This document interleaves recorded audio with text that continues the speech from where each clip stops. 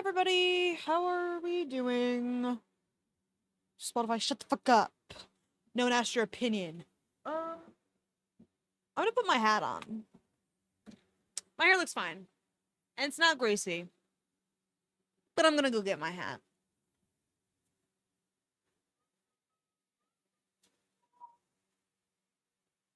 What are we reading?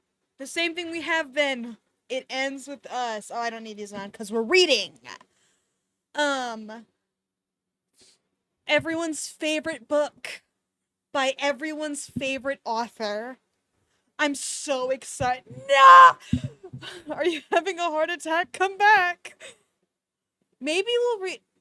I'm about to lie to you. Maybe we'll read something good someday. Oh no. Imagine that. Imagine reading something good. Then I wouldn't have anything to say. I'm dying. No. We have to read. Come back. We just started. We're halfway done. So that's good. Your dad. No. But we just started the second part, and we just hit the second half. So, all right, let's lock the fuck in, dude. I'm so psyched. I highlighted my week straight up. I have a hi, how are you? I have a game night party thing to go to tomorrow night, so I can't stream tomorrow. Literally been thinking about going to this party straight up all week. Didn't think to cancel. Didn't think to write that on my schedule. Didn't think to prepare for that at all. Completely my bad. Hey, not me. I love her. Okay. Anyway, let's get it. Let's get it out. Okay. Chapter 20. I tried salvaging my phone before I fell asleep last night, but it was no use. It was in two completely separate pieces. I set my alarm so I could get up early and stop and get a new one on my way into work today. I cannot believe you have that much confidence that it will go that quickly.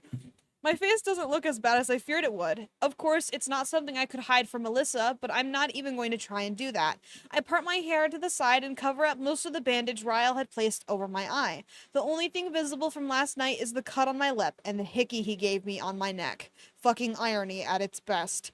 I grab my purse and open the front door. I stop short when I see the lump at my feet. It moves. It's several seconds before I realize that lump is actually Ryle. He slept out here? He pulls himself to his feet as soon as he realizes I've opened the door. He's in front of me, pleading eyes, gentle hands on my cheeks, lips on my mouth. I'm sorry. I pull back and scroll my eyes over him. He slept out here? I step out of my apartment and pull my door shut. I calmly walk past him and down the stairs. He follows me the entire way to my car, begging me to talk to him. I don't. I leave. No, I agree. He kind of grosses me out. Ooh. Yuck. Ugh. It's an hour later when I have a new phone in my hands. Against all fucking odds, you got that done in an hour? You're insane. Where are you getting your phone from? How is it that easy? I swear to God, buying a new phone is always an affair. It was not. That's what I'm saying. But sure, maybe in your magical fantasy realm that took an hour. I'm sitting in my car at the cell phone store when I turn it on. I watch the screen as 17 messages appear, all from Melissa. What the fuck? No, they do not. No goddamn way. I guess it would make sense that Ryle didn't call me all night since he knew what kind of shape my phone was in. I start to open a text message when my phone begins ringing. It's Alyssa. Hello? She sighs heavily, and then, Lily, what in the hell's going on? Oh my god, you can't do this to me, I'm pregnant. I start my car and set the phone to Bluetooth while I drive toward the store. Alyssa is off today. She's only got a few days left before she gets a jump start on her maternity leave. I'm okay, I tell her. Ryle is okay, we got into a fight, I'm sorry I couldn't call you, he broke my phone. She's quiet for a moment, and then, he did? Are you okay? Where are you? I'm fine, heading to work now. Good, I'm almost there myself. I start to protest, but she hangs up before I have the chance. By the time I make it to the store, she's already there. I open the front door, ready to field questions and defend my reasons for kicking her brother out of my apartment, but I stop short when I see the two of them standing at the counter. Ryle is leaning against it, and Alyssa has her hands on top of his, saying something to him that I can't hear. They both turn to face me when they hear the door close behind me. Ryle, Alyssa whispers, what did you do to her? She walks around the counter and pulls me in for a hug. Oh, Lily, she says, running her hands down my back. She pulls back with tears in her eyes, and reaction confuses me. She obviously knows Ryle is responsible, but if that's the case, it seems she would be attacking him, or at least yelling. She turns back to Ryle, and he's looking up at me apologetically, longingly, like he wants to reach out and hug me, but he's scared to death to touch me. He should be. You need to tell her, Alyssa says to Ryle. He instantly drops his head in his hands. Tell her, Alyssa says, her voice angrier now. She has the right to know, Ryle. She's your wife. If you don't tell her, I will. Ryle, if this is the reveal that like she fell down the stairs and didn't actually get pushed, I'm gonna be so pissed the fuck off, dude. I have a feeling it's deep set. I believe it with my whole soul that that's what's gonna happen. I don't want it to, though. Please be normal. Please. But they won't. I'm not doing this, I swear. What do you mean? Not doing what? I don't understand. Where was I? Okay. Ryle's shoulders roll forward and his head is fully pressed against the counter now. Whatever it is Alyssa wants him to tell me has him so agonized he can't even look at me. Not listening to this bullshit if that's true. And fair enough, man. I can't even blame you. I clench my stomach, feeling the angst deeper than my soul. Alyssa spins toward me and puts her hands on my shoulder. Hear him out, she begs. I'm not asking you to forgive him because I have no idea what happened last night. But just please, as my sister-in-law and my best friend, give my brother a chance to talk to you. Okay. I'm sorry, I'm gonna be honest, breaking my phone is gonna be a hard line in the sand for me personally. Even if he didn't push me down the stairs, he broke my phone. Are you fucking for real? That could have been me, dog. He could have been breaking me. Exactly. Completely unacceptable. Completely, wildly unacceptable. And like, terrible, horrible. Where was I? Okay, whew, sorry, I just pressed a button on accident. Alyssa said she'd watch the store for the next hour until another employee comes in for their shift. I was still so upset with Ryle, I didn't want him in the same car with me. He said he'd send for an Uber and meet me at my apartment. We are not talking at my place, bro. We are talking in public. I don't give a fuck. Thank you. My entire drive home, I agonized over what he could possibly need to tell me that Alyssa already knows. So many things went through my head. Is he dying? Has he been cheating on me? If he's been cheating on you, you need to kill that man. He is not allowed to get upset at you for having some guy's number in your phone case, which rarely gets opened by the average person. So, like, you're bound to forget anything's fucking in there. But if he gets that upset with you and breaks your phone and he's cheating on you, he should get the electric chair. Like, that's crazy. Anyway, did he lose his job? Exactly. Did he lose his job? She didn't seem to know the details of what happened between us last night, so I have no idea how this relates to that. Ryle finally walks through my front door 10 minutes after me. I'm sitting on the couch, nervously picking at my nails. I stand up and start to pace as he slowly walks to the chair and takes a seat. He leans forward, clasping his hands in front of him. Please sit down, Lily. He says it pleadingly, like he can't take seeing me worry. I return to my seat on the couch, but I scoot to the arm, pull my feet up, and bring my hands to my mouth. Are you dying? His eyes stretch wide, and he immediately shakes his head. No, it's nothing like that. Then what is it? I just want him to spit it out. My hands are starting to shake. He's seeing how much he's freaking me out, so he leans forward and pulls my hands from my face, holding them in his. Part of me doesn't want him touching me after what he did last night, but a piece of me needs the reassurance from him. The anticipation of what I'm about to find out is making me nauseous. No one is dying. I'm not cheating on you. What I'm about to tell you isn't going to hurt you, okay? It's all in the past. But Alyssa thinks you need to know, and so do I. Eh? I nod, and he releases my hands. He is the one up and pacing now, back and forth behind the coffee table. It's as if he's having to work up the courage to find his own words, and that's making me even more nervous. What the is this a good time? Is this a good time to be telling me some bullshit? Yeah, I don't even give a fuck what it is, man. 0. None. I don't give a fuck. This is because, like, you broke my phone yesterday, had to get... Ooh. I was pushed down the stairs, or fell down the stairs. It doesn't even matter if you pushed me or not at this point, okay? I'm hurt. I want to go to work. This is stupid. How about we calm down and do this another time? It's been a few hours. Do I need to know this second?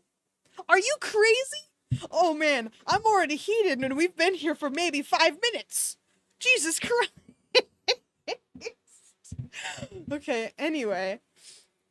I nod and he releases my hands. He is the one up and pacing now, back and forth behind the coffee table. It's as if he's having to work up the courage to find his own words, and that's making me even more nervous. He sits in the chair again. Lily, do you remember the night we met? I nod. You remember when I walked out onto the roof? How angry I was? I nod again. He was kicking the chair. It was before he knew marine-grade polymer was virtually indestructible.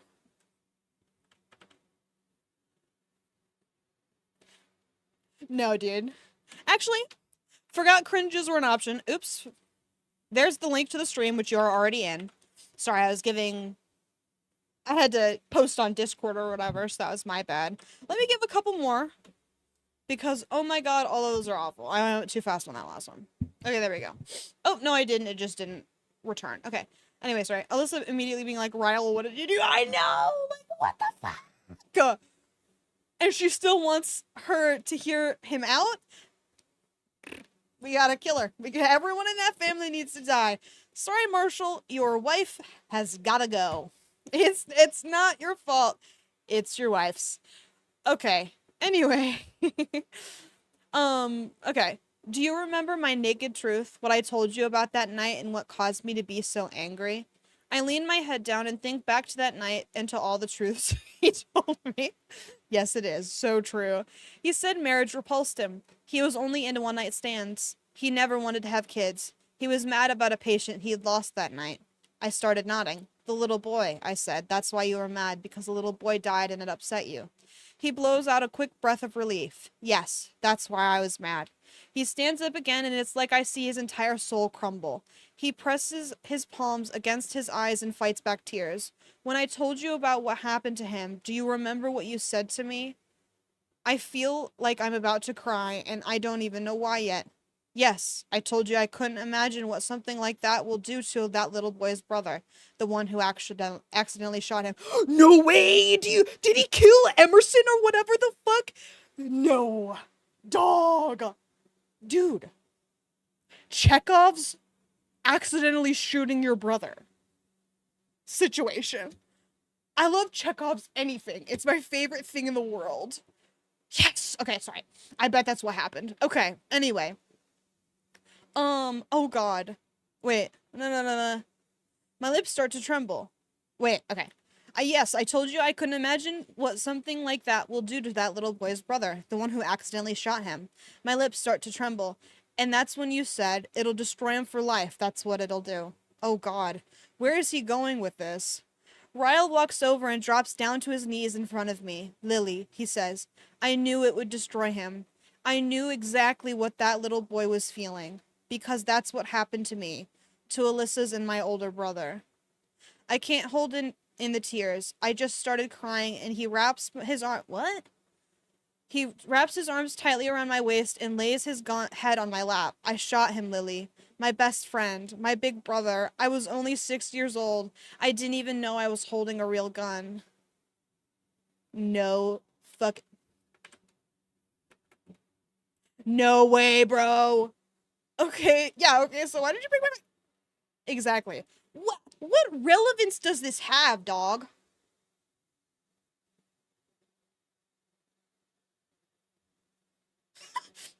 Thank you for sharing this information with me. Maybe this could have been like an intimate moment between us and I could have helped you out, but actually, I'm busy dealing with the situation from last night. This feels like a bad time. This feels inopportune.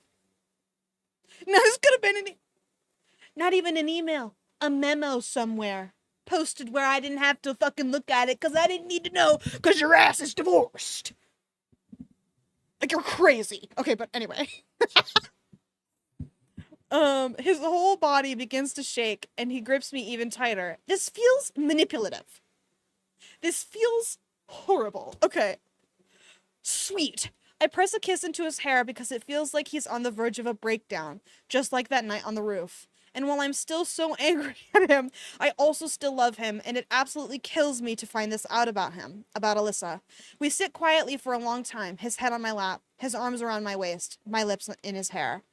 She was only 5 when it happened. Emerson was 7. We were in the garage. No one heard our screams for a long time, and I just sat there and... He pulls away from my lap and stands up, facing the other direction. After a long stretch of silence, he sits down on the couch and leans forward. I was trying to... Oh, God, what the fuck? Ryle's face contorts in pain and he lowers his head, covering it with his hands, shaking it back and forth. I was trying to put everything back inside his head. I thought I could fix him, Lily. Oh, Jesus Christ, dog! I'm sick! I'm ill! Ew, no! Oh.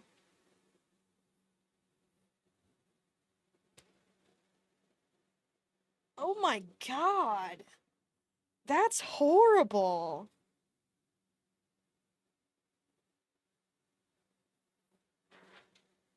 Oops. One of my pages dropped, sorry. Anyway, we push forward, I guess. Oh, Jesus. My hand flies up to my mouth. I gasp so loudly there's no way to hide it. I have to stand up so I can catch a breath. It doesn't help. I still can't breathe. Ryle walks over to me, taking my hands and pulling me to him. We sug each other. Sorry. We hug each other for a solid minute when he says, I would never tell you this because I want it to excuse my behavior.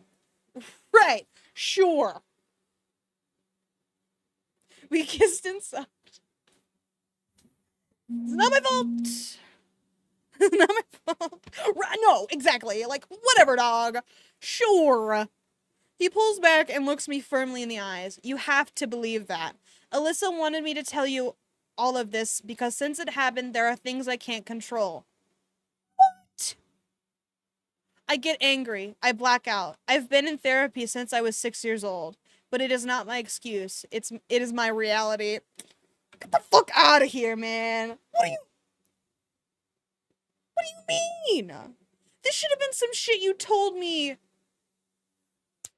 Right? Like, that's exactly, that's what I was thinking. I was like, that's a fucking excuse, bro. What do you mean? What do you mean? Man, oh. I hate this guy. I fucking hate this guy. Where's Atlas when you need him, bro? Where is he? My knight in shining armor Atlas? Or Marshall? He'd tell the perfect joke right now and ease the tension inappropriately. Wow, wouldn't that be great? He wipes away my tears, cradling my head against his shoulder.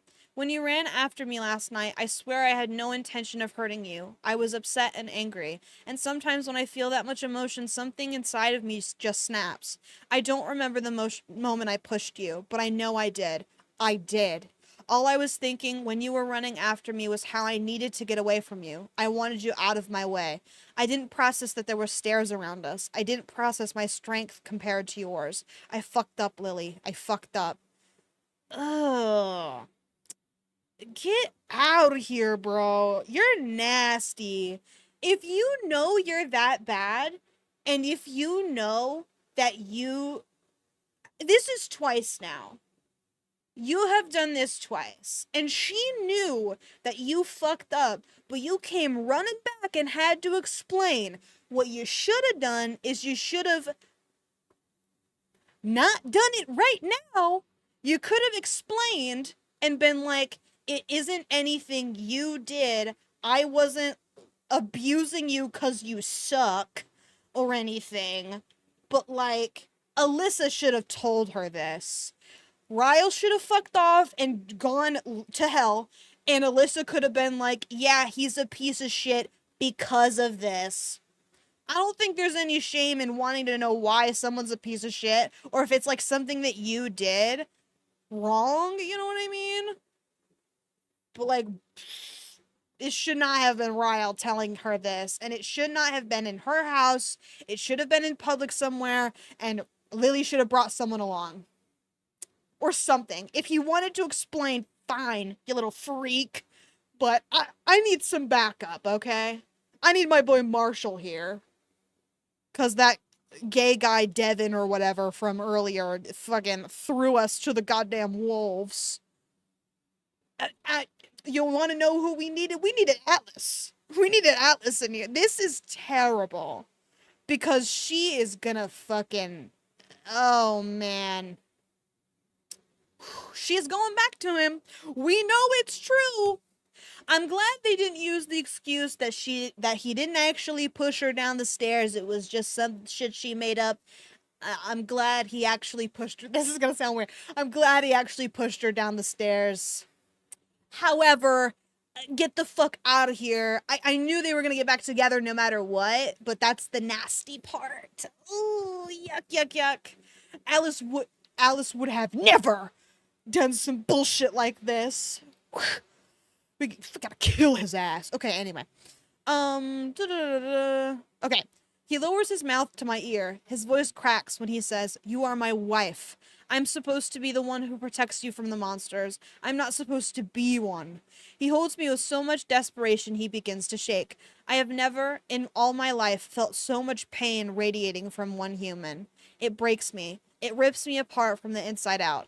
All my heart wants to do is wrap tightly around his. But even with everything he just told me, I'm still fighting my own forgiveness. I swore I wouldn't let it happen again. I swore to him and to myself that if he ever hurt me again, I would leave. I pull away from him, unable to look him in the eye. I walk toward my bedroom to try and take a moment just to catch my breath. I close my bathroom door behind me and grip the sink, but I can't even stand up. I end up sliding to the floor in a heap of tears. This isn't how this was supposed to be. My whole life I knew exactly what I'd do if a man ever treated me the way my father treated my mother. It was simple. I would leave and it would never happen again. But I didn't leave, and now here I am with bruises and cuts on my body at the hands of the man who is supposed to love me, at the hands of my own husband. And which is very weird that you guys are married already, but I'll let it slide. And still, I'm trying to justify what happened. It was an accident. He thought I was cheating on him. He was hurt and angry, and I got in his way. I bring my hands to my face and I sob because I feel more pain for that man out there knowing what he went through as a child than I feel for myself. And that doesn't make me feel selfless or strong. It makes me feel pathetic and weak. I'm supposed to hate him. I'm supposed to be the woman my mother was never strong enough to be. But if I'm emulating my mother's behavior, then that would mean Ryle is emulating my father's behavior, but he isn't. I have to stop comparing us to them. We're our own individuals in an entirely different situation. My father never had an excuse for his anger, nor was he immediately apologetic. The way he treated my mother was much worse than what's happened between Ryle and me. No, girl, this is just the beginning. You weren't there for the beginning of your parents' relationship because you had to be born later, after it started. You should talk to your mom.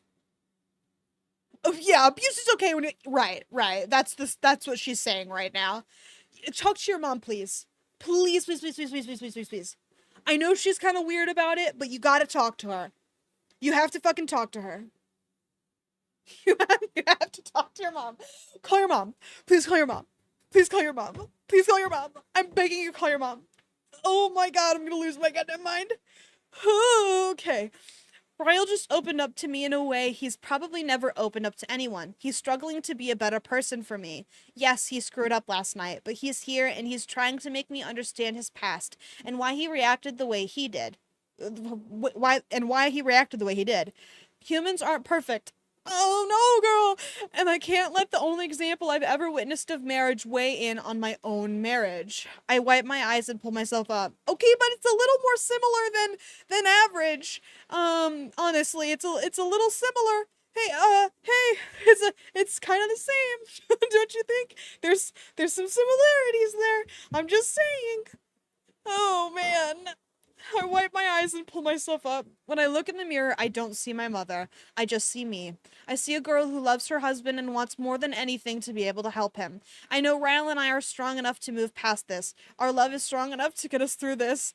I walk out of the bathroom and back into the living room. Ryle stands up and faces me, his face full of fear. He's scared I'm not going to forgive him, and I'm not sure that I do forgive him. But an act doesn't have to be forgiven in order to learn from it. I walk over to him and I grab both of his hands in mine. I speak to him with nothing but naked truth. Remember what you said to me on the roof that night? You said there is no such thing as bad people. We're all just people who sometimes do bad things. Oh my god. No, no. I'm dying. I'm being killed right now. I can't do this. Oh my god, I'm not gonna make it. He nods and squeezes my hands. You aren't a bad person, Ryle. Oh my god. I get it. I get it. I know that. You can still protect me. When you're upset, just walk away, and I'll walk away. We'll leave the situation until you're calm enough to talk about it, okay? You are not a monster, Ryle. You're only human. And as humans, we can't expect to shoulder all of our pain. Sometimes we have to share it with the people who love us, so we don't come crashing down from the weight of it all. But I can't help you unless I know you need it. Ask me for help. We'll get through this. I know we can. He exhales what feels like every breath he's been holding in since last night. He wraps his arms tightly around me and buries his face in my hair. Help me, Lily, he whispers. I need you to help me. Oh. Okay, sorry. He holds me against him, and I know deep in my heart that I'm doing the right thing. There's so much more good in him than bad, and I'll do whatever I can to convince him of that until he can see it too. Okay. Color me convinced. There's no way Ryle is endgame.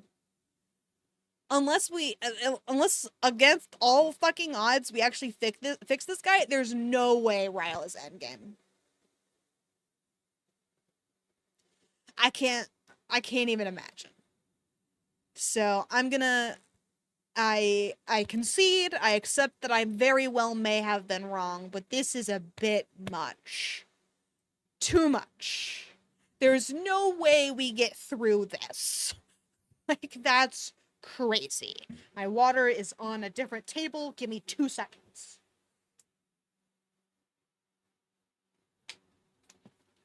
Yeah, my bad. Misread it. Didn't realize we weren't reading some classic romance slop. We were reading some weird shit. I was interpreting it differently. My bad.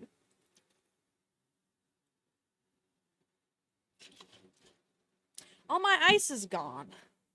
That's gay. Anyway, chapter 21. I'm heading out. Do you need me to do anything else? I look up from the paperwork and shake my head. Thank you, Serena. See you tomorrow. She nods and walks away, leaving the door to my office open. Alyssa's last day was 2 weeks ago. She's due any day now. I have 2 other full-time employees, Serena and Lucy. Yes, that Lucy. She's been married for a couple of months now and came in looking for a job 2 weeks ago. It's actually worked out pretty well. She keeps herself busy, and if I'm here when she is, I just keep my office door shut so I don't have to listen to her sing. Man, Lily's really rude about Lucy and her singing. I it's very weird to me, like, how much she hates it. like, the average person can't sing well, right? But that doesn't mean it's like fucking grating, you know? Like, some people are a little off key, but it's not like the end of the world. I mean, Jesus Christ. She is also an idiot. Right, right. Classic. It's been almost a month since the incident on the stairs. Even with everything Ryle told me about his childhood, the forgiveness was still hard to come by. I know Ryle has a temper. I saw it the first night we met. Before we ever even spoke a word to each other, I saw it that awful night in my kitchen. I saw it when he found the phone number in my phone case. But I also see the difference between Ryle and my father. No, you don't, man. That's your dad. You have a different relationship with your father than your mother had with your father. That's fucking obvious. Because you're his daughter, not his wife. So obviously you're going to have a different relationship. He wasn't abusing you, his daughter. You have said this. He did a little bit, obviously, but like, it sounds like it was a lot more to your mother than it was to you. You have a different relationship. They could be the same fucking guy. Man, I need something to do in the car and it can't be music, so I've been re-listening to me reading the book just to keep myself updated because I've also forgotten the first few chapters, so I was curious. And in the first chapter, it's like she literally says, what does she say? I forget where I was going with that.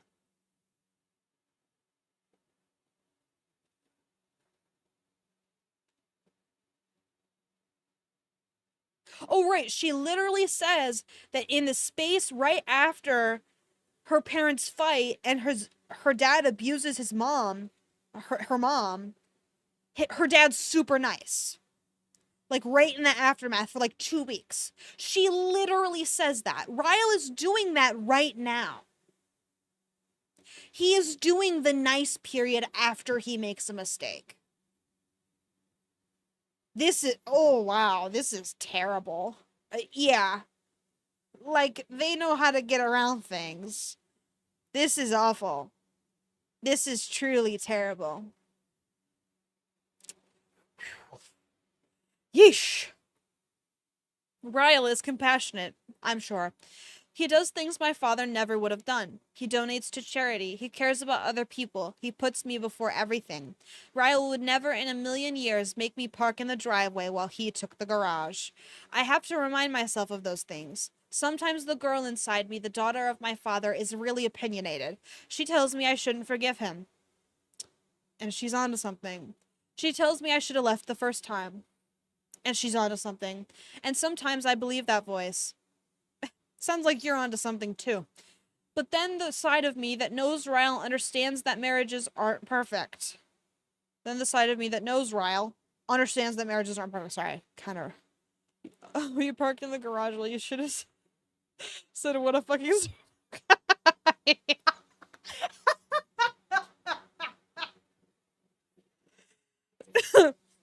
That's such a funny thing to say. I'm dying out here, but anyway. Where was I? Okay. Sometimes there are moments that both parties regret, and I wonder how I'd feel about myself had I just left him after that first incident. He never should have pushed me, but I also did things I wasn't proud of. And if I just left, would that not be going against our marriage vows? Oh, girl. For better or for worse, I refuse to give up on my marriage that easily. I'm a strong woman. I have been around abusive situations my whole life. I will never become my mother. Girl, you're becoming her right now. I believe that 100%. And Ryle will never become my father. I think we needed what happened to happen. I think we needed what happened to the stairwell to happen so that I would know his past and we'd be able to work on it together. No, girl. Last week we got into another fight. I was scared. The other two fights we'd gotten into did not end well, and I knew this would be a testament to whether or not our agreement for me to help him through his anger would work. We were discussing his career. He's finished with his residency now, and there's a 3-month specialized course in Cambridge, England he's applied for. He'll find out soon if he was approved, but that's not why I was upset. It's a great opportunity, and I'd never ask him not to go. 3 months is nothing with how busy we are, and so that wasn't even what got me so upset. I became upset when he discussed what he wanted to do after the Cambridge trip was over. He was offered a job in Minnesota at the Mayo Clinic, and he wants us to move there. He said Mass General is rated the second best neurological hospital in the world. Mayo Clinic is number one. I needed to be abused and manipulated. Oh, man. Oh, dude.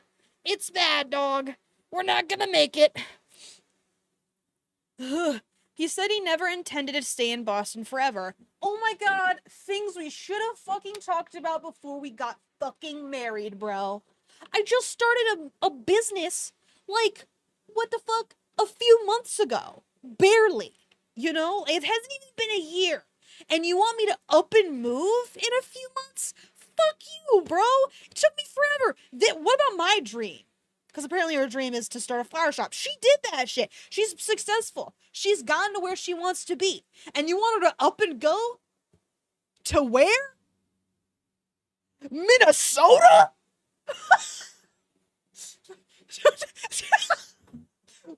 Don't be ridiculous. Minnesota. Minnesota, you're disgusting. You're disgusting. But anyway, wow, we're getting heated today. Okay, where was I? Okay, he said he never intended to stay in Boston forever. I told him that would have been a good subject to bring up when we discussed our futures on the flight to get married in Vegas. Yeah. I can't leave Boston. My mother lives here. Alyssa lives here. He told me it was only a 5-hour flight and that we could visit as often as we wanted. I told him it was pretty hard to run a floral business when you live several states away. The fight continued to escalate, and both of us were getting angrier by the second. At one point, he knocked a vase full of flowers off the table and onto the floor. We both just stared at them for a moment. I was scared, wondering if I had made the right decision to stay, to trust that we could work on his anger issues together. He took a deep breath and said, I'm going to leave for an hour or two. I think I need to walk away. When I get back, we'll continue this discussion. A vase, too? And, you know, if you think about it symbolically, that's her. Because her name is Lily Blossom Bloom. So, hurting a vase of flowers? You know what I'm saying? Basically the same. We gotta kill this guy. We gotta fucking kill this guy, dog. We gotta get it. We gotta get him out of here. He walked out the door, and true to his word, he came back an hour later when he was much calmer. He dropped his keys on the table and then walked straight to where I was standing. He took my face in his hands and he said, I told you I wanted to be the best in my field, Lily. I told you this the first night we ever met. It was one of my naked truths. But if I have to choose between working at the best hospital in the world and making my wife happy, I choose you. You are my success. As long as you're happy, I don't care where I work. We'll stay in Boston. Okay, like, I think you can be the best in your field and work in, like, a lower rated hospital.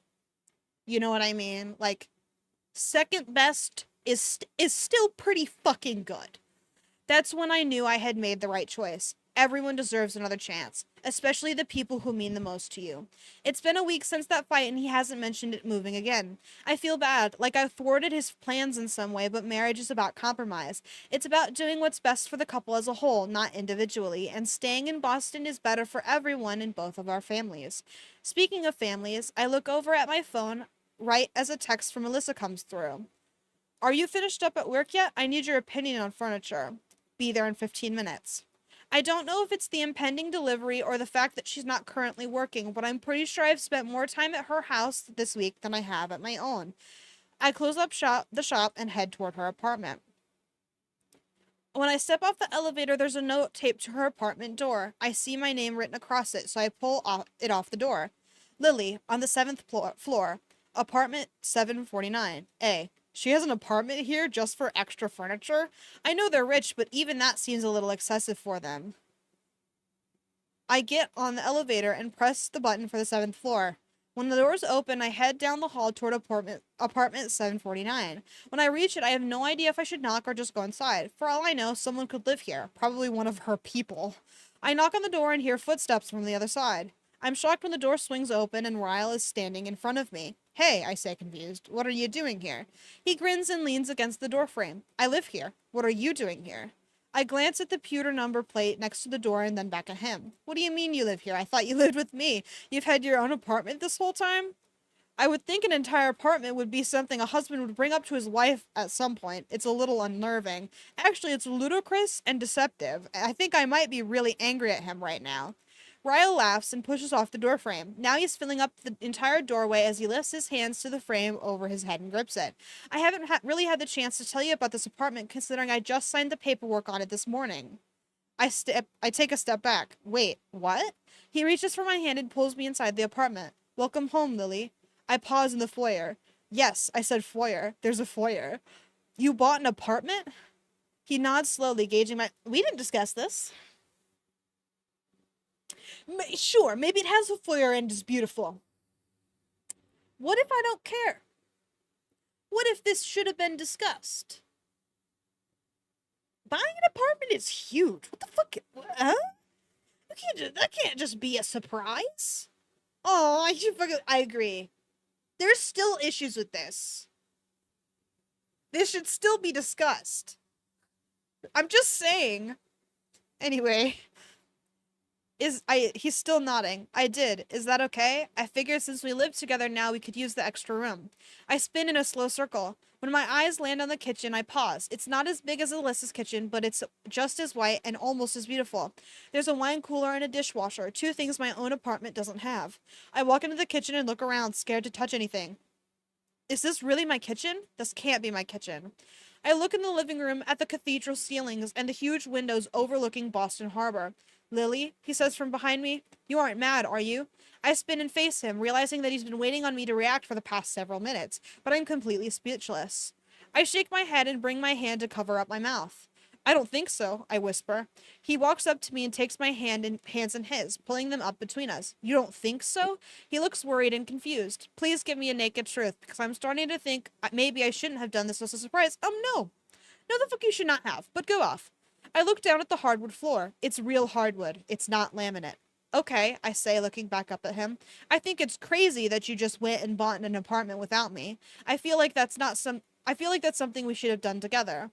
He's nodding and it looks like he's about to spit out an apology, but I'm not finished. But my naked truth is that it's perfect. I don't even know what to say, Ryle. Everything is so clean. I'm scared to move. I might get something dirty. He blows out a rush of air and pulls me to him. You can get it dirty, babe. It's yours. You can get it as dirty as you want. He kisses the side of my head and I don't even say thank you yet. It seems like such a small response to such a huge gesture. When do we move in? He shrugs. Tomorrow? I had the day off. It's not like we have a whole lot of stuff. We can spend the next few weeks buying new furniture. I nod, trying to run through tomorrow's schedule in my head. I already knew Ryle was off tomorrow, so I didn't have anything planned. I suddenly feel the need to sit down. There aren't any chairs, but luckily the floor is clean.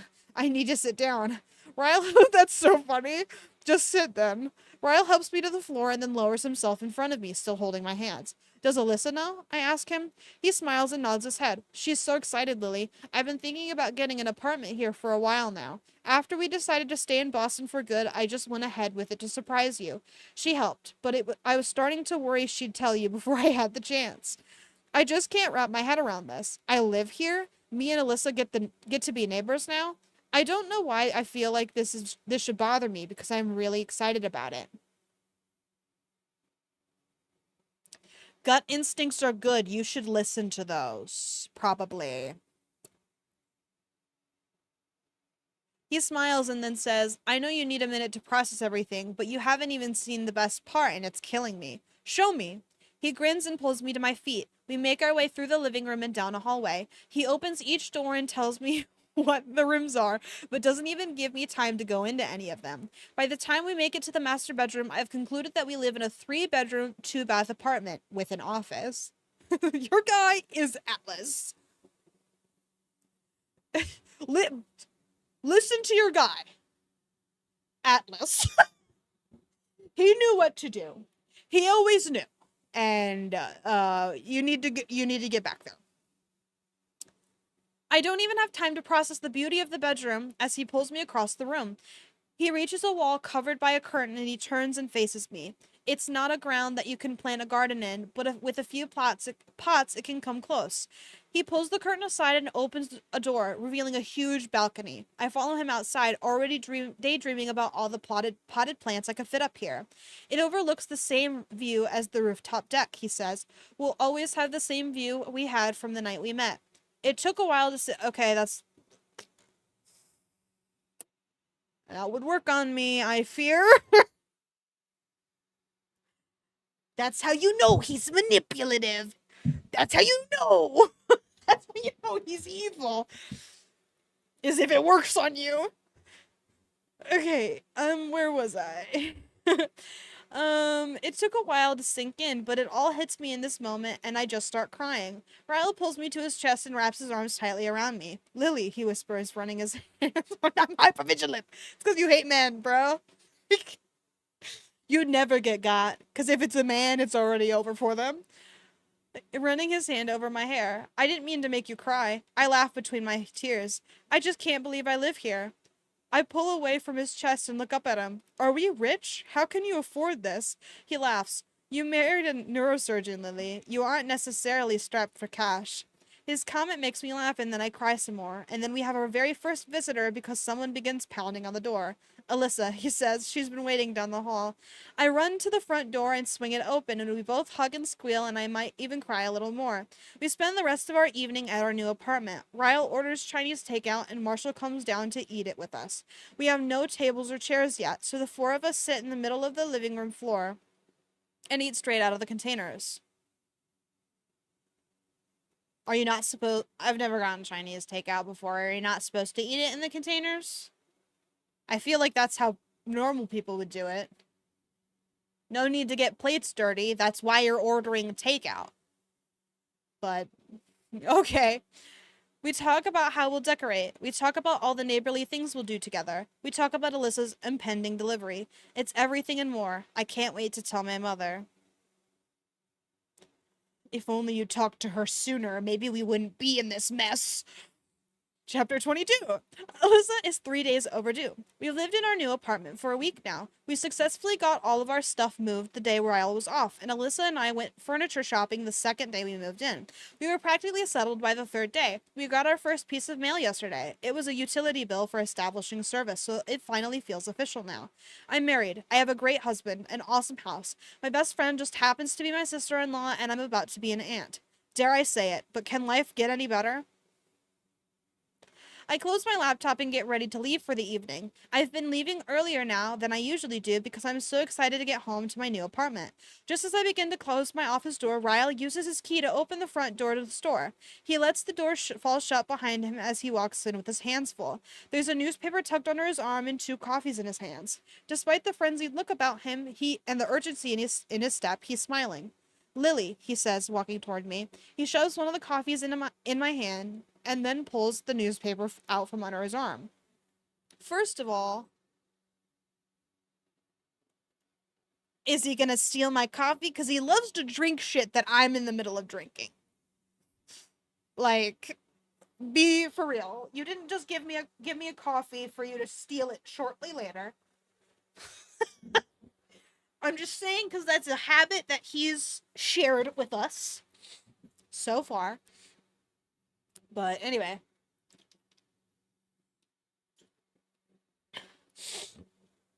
Ugh. Okay. Okay. 3 things. 1. Did you see the paper? He hands it to me. The paper is folded inside out. He points at the article. You got it, Lily. You got it. I try not to get my hopes up as I look down at the article. He could be talking about something totally different from what I'm thinking. Once I read the headline, I realize he's talking about exactly what I was thinking. I got it. I'd been notified that my business was nominated for an award for Best of Boston. It's a People's Choice Awards the newspaper holds annually, and Lily Blooms still pisses me off. It should be Lily's Blooms, but go off. was nominated under the Best New Businesses in Boston category. The criteria are for businesses that have been open less than 2 years. I had a suspicion I might have been chosen when a reporter for the paper called me last week and asked me a series of questions. The title reads, Best New Businesses in Boston. Votes are in for your top 10. I smile and almost spill my coffee when Ryle pulls me in, picks me up, and spins me around. Oh, that's cool for her. Now leave your husband. This is no so true. We should kill him right now. Okay. He said that he had 3 pieces of news, and if you started with that one, I have no idea what the other 2 could be. What's the second thing? He sets me back down on my feet and says, I started with the best one. I was too excited. He takes a sip of his coffee and then says, I got selected for the training at Cambridge. My face is taken over by a huge smile. You did? He nods, and then he hugs me and spins me around again. I'm so proud of you, I say, kissing him. We're both so successful, it's sickening. He laughs. Number 3, I ask him. He pulls back. Oh yeah, number 3. He casually leans against the counter and takes a slow sip of his coffee. He gently places his coffee back on the counter. Alyssa is in labor. What? I yell. Yeah, he nods toward our coffees. That's why I brought you caffeine. We aren't getting any sleep tonight. I start clapping, jumping up and down, and then panicking as I try to find my purse, my jacket, my keys, my phone, the light switch. And the light switch? Don't piss me off. Right before we make it to the door,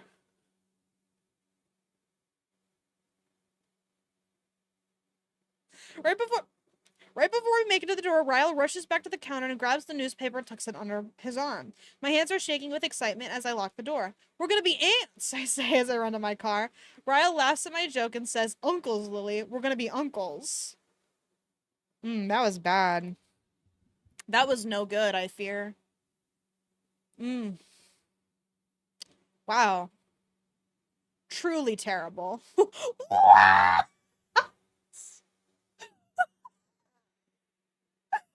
are you so upset?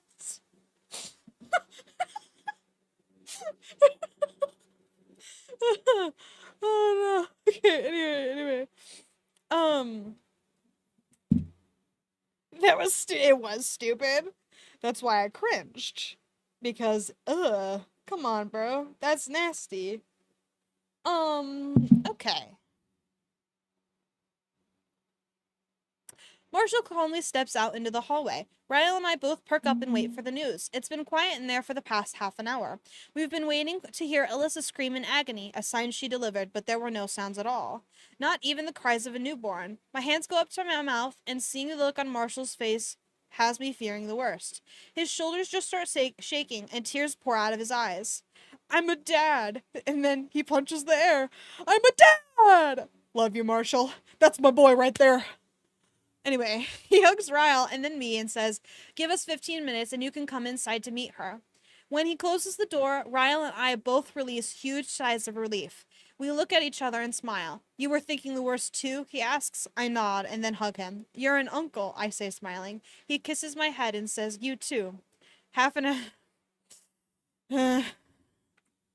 Okay, anyway. It would be cute if it weren't you guys. Okay, anyway, half an hour later, Ryle and I are both standing next to the bed, watching Alyssa hold her new baby. She's absolutely perfect. A little too new to tell who she looks like yet, but she's beautiful regardless. You want to hold your niece? Alyssa says to Ryle. He kind of stiffens up like he's nervous, but then he nods. She leans over and puts the baby in Ryle's arms, showing him how to hold her. He stares down at her nervously and then walks over to the couch and takes a seat. Have you guys decided on a name yet? He asks. Yes, Alyssa says. No fucking way, dog. Okay, Alyssa says. Ryle and I both look at Alyssa, and she smiles teary-eyed. We wanted to name her after someone Marshall and I both think the world of, so we added an E to your name. We're calling her Riley. No! Dude! Did you guys forget that he abused Lily? Did you guys forget? I didn't forget. I didn't forget that shit. Also, it's an ugly ass name. You're fucking shacking her up with that for life, man? You're cruel. That's cruel. That's child abuse if you really think about it.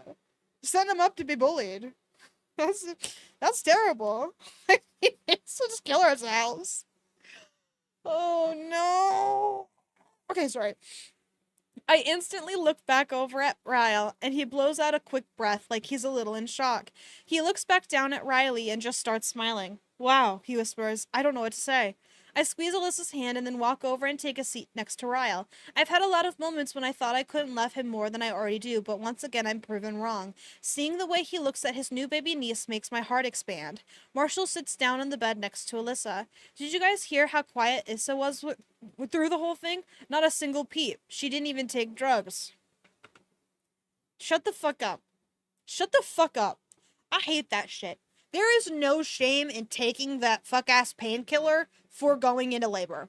I'll kill you, bitch. If you even imply that it is morally upright or like better that you don't, shut the fuck up right goddamn now. You're crazy. You're a masochist or a sadist. I don't like if you're watching a woman give birth and you're like, don't take the drug, you're a sadist.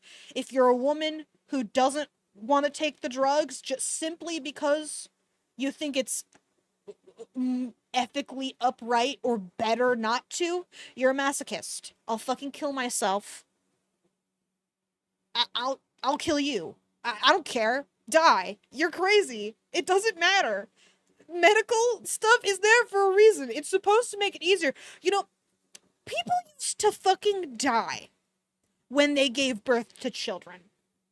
The kids used to die when they were being born. No shame in a little drug to help smooth the process a little bit. I'm just fucking saying. Anyway, I don't know why that pissed me off so bad. Anyway, I stand with women. Okay. Unlike this book does. This book does not. Thank you. And I did. I did say that shit. Did I cringe at that? I'll do it again just in case. Okay. Anyway, he puts an arm around her and lies down next to her on the bed. I feel like I'm in that movie Hancock with Will Smith and I'm about to find out I'm married to a superhero. Raya laughs. She's kicked my ass a time or two growing up. I wouldn't be surprised. No cussing around Riley, Marshall says. Ass, Ryle whispers to her. We both laugh, and then he asks me if I want to hold her. I make like I have grabby hands. That was a horrible way to word that. Thank you so much. Because waiting my turn has been killing me. I pull her into my arms and am shocked by how much love I have for her already. When are Mom and Dad coming in? Ryle asks Alyssa. They'll be here by lunch tomorrow. I should probably get some sleep, just got off a long shift. He looks back at me. You coming with? I shake my head. I want to hang out for a little longer. Just take my car and I'll catch a cab home. Grabby hands fucking fall. I know.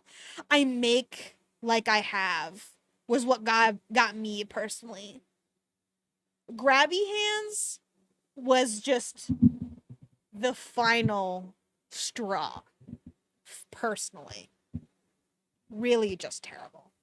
Um okay, I'll finish this chapter. I gotta run an ad. But we're almost done. Um Da-da-da-da. He kisses me on the side of my head and then rests his head against mine as we both look down at Riley. I think we should make one of these, he says. I glance up at him, not sure if I heard him correctly. He winks. If I'm asleep when you get home later, wake me up. We'll start on it tonight. He tells Marshall and Alyssa goodbye, and Marshall walks him out. Sorry, Jesus. I glance over to listen, he's smiling. And she's smiling. I told you he'd want babies with you. I grin and walk back over to her bed. She scoots over and makes room for me. I hand Riley back to her and we snuggle together on her bed and watch Riley sleep, like it's the most magnificent thing we've ever seen. Alright. I will be right back. Everybody sit tight for the ads.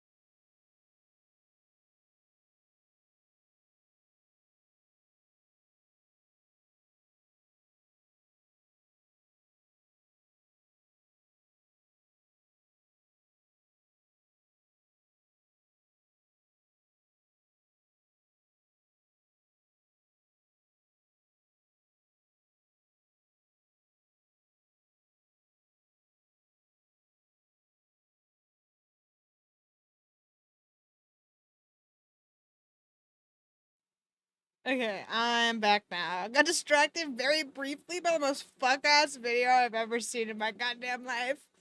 It was hysterical. Anyway. Chapter 23, it is good to be back. Hope everybody's ad break was, at the very least, tolerable. Okay, it's 3 hours later, and after 10 o'clock when I make it back home, I feel like we're gonna get into a fight.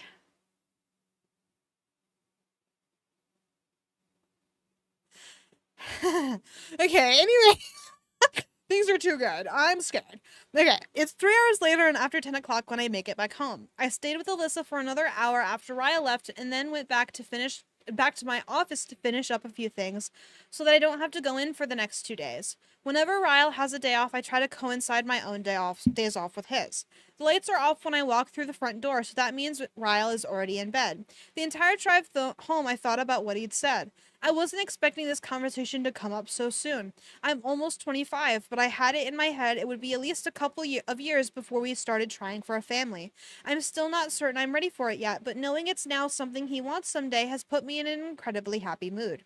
I decide to make myself a quick bite to eat before waking him up. I haven't had dinner yet and I'm starving. When I flip on the kitchen light, I scream. My hand goes to my chest and I fall against the counter. Jesus Christ, Ryle, what are you doing? He's leaning with his back against the wall next to the refrigerator. His feet are crossed at the ankles and his eyes are narrowed in my direction. He's flipping something over in his fingers, staring at me. Oh god, we're gonna perhaps kill him. That would be the easiest way. We wouldn't have to worry about him anymore. So, it's probably the best choice. My eyes fall to the counter to his left, and I see an empty glass that probably recently held scotch. He drinks it on occasion to help him fall asleep. I look back at him and there's a smirk on his face. My body instantly... Oh, are we gonna fuck? Okay. Oh, Jesus, we're gonna die. It ends with a... Yeah, it's gonna fight for us. Yeah. Oh, man. Whew. I look back at him and there's a smirk on his face. And my body instantly grows warm at that smile because I know what comes next. This apartment is about to become a frenzy of clothes and kisses. We've christened nearly every room since we moved here, but the kitchen is one we haven't tackled yet. You know, I think I prefer sex to abuse. So, yeah, okay. I smile back in. My heart's still beating erratically from the shock of finding him here in the dark. His eyes fall to his hand, and I notice he's holding the Boston magnet. I brought it from the old apartment and stuck it on this fridge when we moved in. He places it back on the fridge and taps it. Where'd you get this? I look at the magnet and then back at him. The last thing I want to do is tell him that magnet came from Atlas on my 16th birthday. It would only bring up an already sore subject, and I'm too excited for what's about to come next between us to give him a naked truth right now. I shrug. I can't remember. I've had it forever. Okay, dog. You shouldn't have lied about that.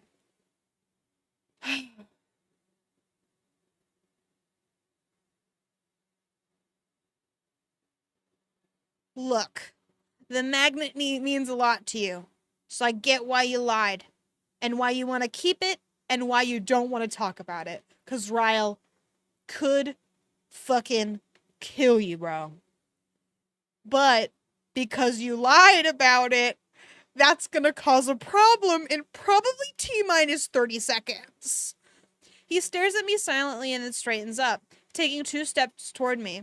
I back myself against the counter and my breath catches. His hands meet my waist and he slides them between my ass and my jeans and pulls me against him. His mouth claims mine, and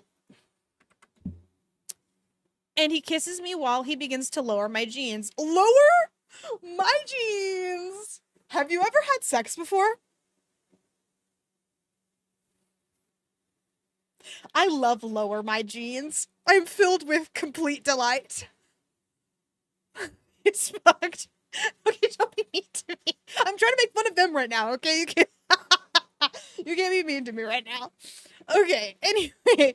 Okay, so we're doing this right now. His lips drag down my neck as I kick off my shoes. Okay. I kick off my shoes and then he pulls off my jeans off the rest of the way. Ooh, this doesn't feel very good anymore. I mean, not that it felt very good to begin with.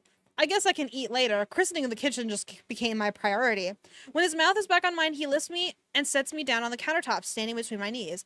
I can smell the scotch on his breath, and I kind of like it. Ooh, I wouldn't. I'm already breathing heavily as his warm lips slide across mine. He takes a fistful of my hair and he tugs gently so I'm looking up at him. Naked truth, he whispers, looking at my mouth like he's about to devour me. I nod. His other hand begins to slide slowly up my thigh until there's nowhere left for his hands to go. Blah, blah, blah, blah, blah, blah. Where did you get this magnet, Lily? What? My heart feels... Why are you doing this right now? Okay, so he's drunk and about to be angry and we're about to fuck... I know, this is awful. My heart feels like it's beating in reverse. Why does he keep asking me about this? Blah, blah, blah, blah, blah, blah. The hand that's wrapped in my hair begins to tug harder and I wince.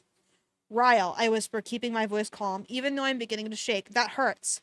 His fingers stop moving, but his gaze never leaves mine. He blah, blah, blah, blah, blah, blah. Okay, then brings his hand up and around my throat, squeezing gently. His lips meet mine, and his tongue dives in my mouth. Ew.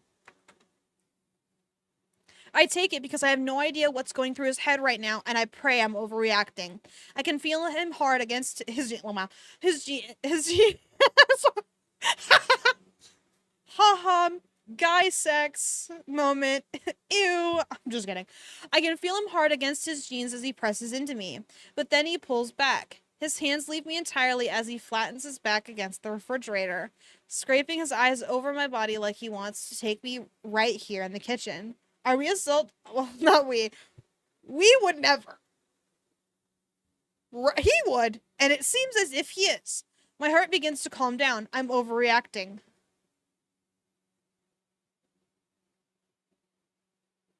Okay, why are we doing an important sex scene, man? I gotta skip some shit, you know what I'm saying? Like, I can't read this.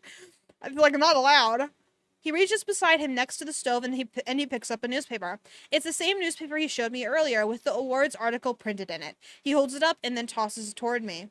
Did you get a chance to read that yet? I blow out a breath of relief. Not yet, I say, my eyes falling to the article. Read it out loud. Oh no. I glance up at him, I smile, but my stomach is anxious. There's something about him right now, the way he's acting. I can't put my finger on it. You want me to read the article, I ask, right now?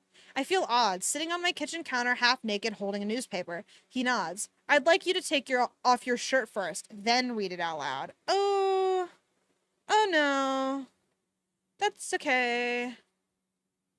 I stare at him, trying to gauge his behavior. Maybe the scotch has made him extra frisky. A lot of times when we make love, it's as simple as making love. But occasionally our sex is wild. A little dangerous, like the look in his eyes right now. Yeah, this is terrible. I bet Atlas...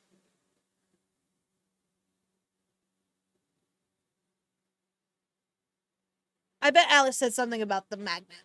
And because he's got a new business too. So this is bad.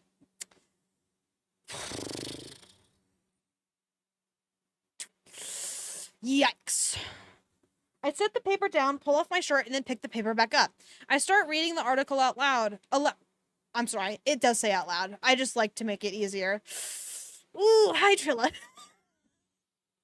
But he takes a step forward and says, not the whole thing. He flips the paper over where it starts in the middle of the article and he points to a sentence. Read the last few paragraphs. I look down even more confused this time, but whatever will get us past this and into the bed. The business with the highest number of votes should come as no surprise. The iconic Bibs on Marketson opened in April of last year, quickly becoming one of the highest rated restaurants in the city according to TripAdvisor. I stop reading and look up at Ryle. He has poured himself more scotch, and he's swallowing a sip of it. Keep reading, he says, nudging his head at the paper in my hand. I swallow heavily, the saliva in my mouth growing thicker by the second. Why did we have to get me naked to do this? This is cruel. Sure, she shouldn't have lied, but you're scary. And you're being scary right now. So yeah, I'd lie too. Sorry, man. You haven't exactly allowed me to trust you with anything related to my past relationship with my boy Atlas, okay? Like, be fucking for real. I try to control the trembling of my hands as I continue reading. The owner, Atlas Corrigan, is a two-time award-winning chef and also a United States Marine. It's no secret that what the acronym for his highly successful restaurant Bibs stands for. Better in Boston. I gasp. Everything is better in Boston. I clench my stomach, trying to keep my emotions under control as I keep reading. But when interviewed regarding his most recent award, the chef finally revealed the true history of the meaning behind the name. It's a long story, Chef Corrigan stated. It was an homage to someone who had a huge impact on my life, someone who meant a lot to me. She still means a lot to me. I put the newspaper on the counter. I don't want to read anymore. My voice cracks on its way up my throat. Ryle takes 2 swift steps forward and grabs the newspaper. He picks up where I left off, his voice loud and angry now.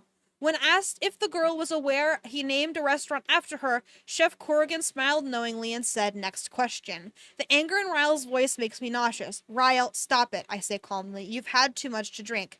I push past him and quickly walk out of the kitchen toward the hallway that leads to our bedroom. There's so much happening right now, and I'm not sure I understand any of it. The article never stated who Atlas was talking about. Atlas knows it was me, and I know it was me, but how in the hell would Ryle put 2 and 2 together? And the magnet. How would he know that that magnet came from Atlas just by reading that article? He's overreacting.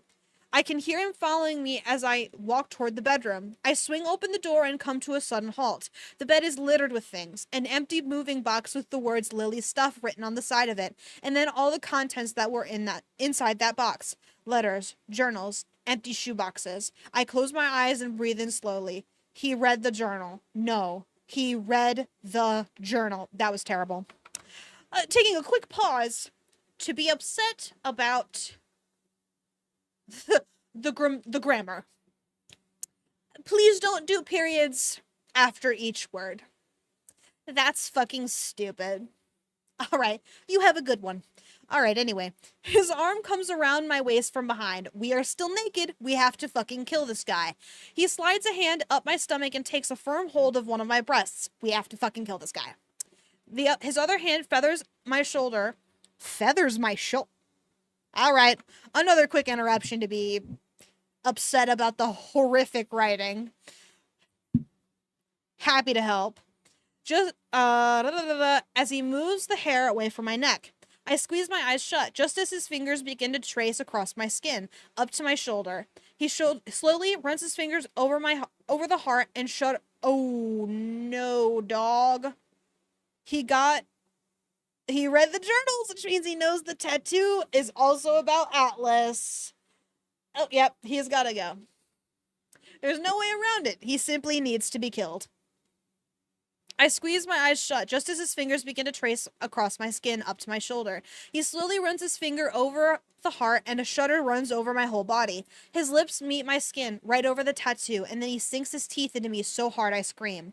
I try to pull away from him, but he has such a tight grip on me he doesn't even budge. The pain from his teeth piercing my collarbone rips through my shoulder and down my arm. I immediately start crying, sobbing. "Ryle, let me go," I say, my voice pleading. "Please, walk away."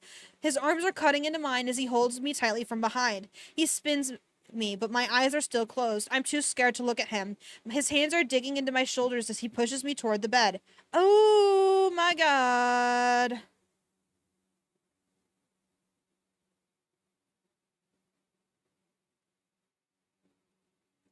Okay, he's upset about the tattoo, blah, blah, blah. Okay, he doesn't rape her. Thank God, it's the least he could fucking do at this point. Okay, this is getting to be too much for me to read personally. So he's mad about... Okay, he read the journal, the tattoo, he's mad about the magnet. She's trying to say she can explain. He's not angry. He just thinks he hasn't proved he loves her enough. She wants him to get off of her. He says he loves her. He fucking headbutts her, which is, not to be inappropriate, but headbutting her is so goddamn funny. What an interesting way to, like, that's such a boy fight thing to do. Why are you boy fighting me? Why are you street fighting me? In bed. Do you hate me that bad? Like, that's crazy. Can we read a happy book soon? You know? Maybe. I think I think you might be onto something. All right, Trilla, you can pick the next book since you asked so nicely. Okay. Wow. I guess I'll keep going. I feel committed to it now, you know? We've gone too far. Anyway, I can feel his breath against my ear as he mutters something inaudible. My heart is racing. My whole body is shaking. My tears are still somehow falling and I'm gasping for air. His words are crashing against my ear, but the pain is throbbing in my head too hard for me to decipher his words. I try to open my eyes, but it stings. I can feel something trickling into my right eye and I instantly know it's blood. My blood. His words begin to come into focus. Sorry, I'm sorry, I'm sorry, I'm... His hand is still pressing mine into the mattress and he's still on top of me. He is no longer trying to force himself on me. Lily, I love you. I'm so sorry. His words are full of panic. He's kissing me, his lips gentle against my cheek and mouth. He knows what he's done. He's Ryle again, and he knows that what he's just done to me, to us, to our future. I utilize his panic to my advantage. I shake my head and I whisper, "It's okay, Ryle. It's okay. You were angry. It's okay." No. No, that wasn't okay actually. That was actually really terrible and awful and sickening, really. His lips meet mine in a frenzy, and the taste of scotch makes me want to puke now. He's still whispering apologies when the room begins to fade out again. My eyes are closed. We're still in the bed, but he's no longer fully on top of me. He's on his side, his arm wrapped tightly over my waist. His head is pressed against my chest. I remain stiff as I assess everything around me. He isn't moving, but I can feel his breaths heavy with sleep. I don't know if he passed out or if he fell asleep. Yeah, I apologize for your face being in the way of his swinging head. Yeah, which you realistically couldn't have moved because he was fucking pinning you down to fucking attack you. So, really cool. Alyssa needs to come in here and be like, "You're just like your mother!" And that'll snap her out of it. That will fix things. Please talk to your mom. I'm begging you. God, please talk to your mother. Oh, Jesus Christ. He isn't moving, but I can feel his breaths heavy with sleep. I don't know if he passed out or if he fell asleep. The last thing I can remember is his mouth on mine, the taste of my own tears. I lie still for several more minutes. The pain in my head begins to worsen with every minute of consciousness. I close my eyes and try to think. Where's my purse? Where are my keys? Where is my phone? Where are your clothes? That is what I would be concerned about, personally. I'm just saying. It takes me a full 5 minutes to slide out from under him. I'm too scared to move too much at once, so I do it an inch at a time until I'm able to roll onto the floor. When I can no longer feel his hands on me, an unexpected sob breaks from my chest. I slap my hand over my mouth as I pull myself to my feet and run out of the bedroom. I find my purse and my phone, but I have no idea where he put my keys. I frantically search the living room and kitchen, but I can barely see anything. When he headbutted me, it must have left a gash in my forehead because there's too much blood in my eyes and everything is blurry. I slide to the floor near the door, growing dizzy, excuse me. My fingers are shaking so hard it takes 3 tries to get the password right on my phone. When I have the screen up to dial a number, I pause. My first thought is to call Alyssa and Marshall, but I can't. I can't do that to them right now. She just gave birth to a baby a matter of hours ago. I can't do this to them. I could call the police, but my mind can't even process what all that entails. I don't want to give a statement. I don't know that I want to press charges, knowing what this could do to his career. I think that should help. We should destroy his life. We should do that. Actually, girl, yeah. We should kill him. I know he didn't. I don't want Alyssa mad at me, right? I don't want Alyssa mad at me. I just don't know. I don't completely rule out eventually notifying the police. I just don't have the energy to make that decision right now. I squeeze the phone and try to think. My mother. Yes! Please call your mom. Oh my god. I start to dial her number, but when I think of what this would do to her, I start to cry again. I can't involve her in this mess. No. Please.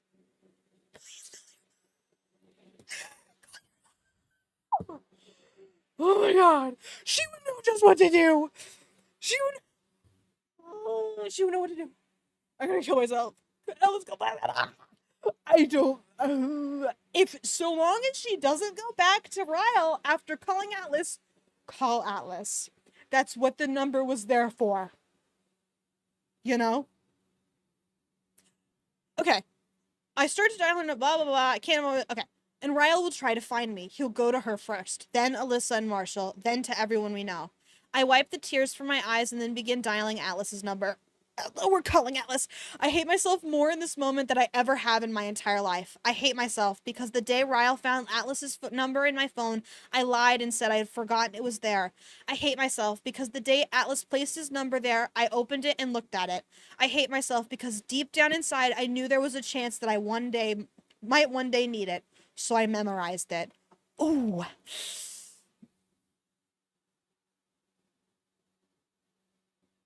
She knew.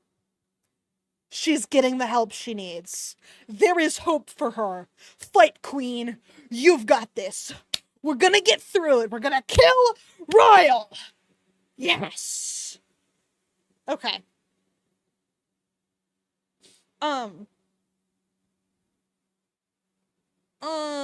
Where was I? Okay.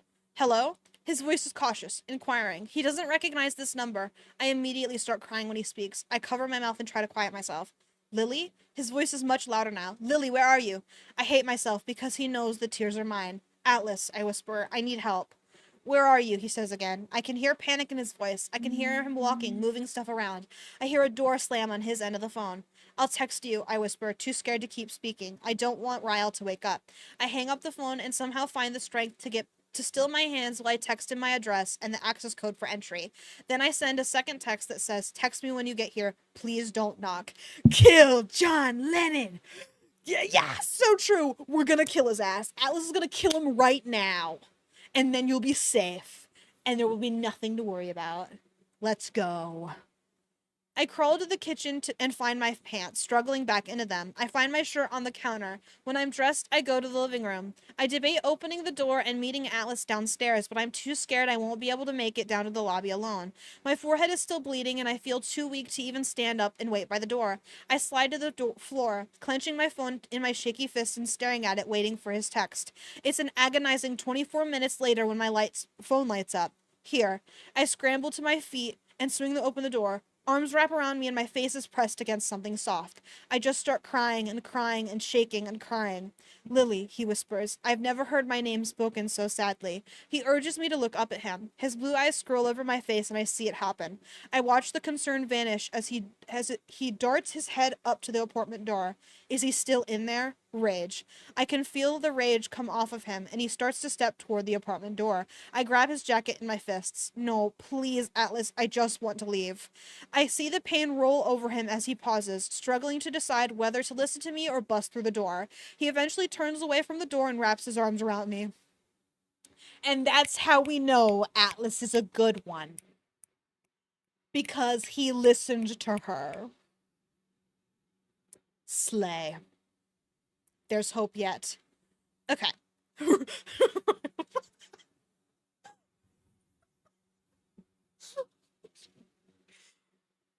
That's like, yes, because he's not hitting her.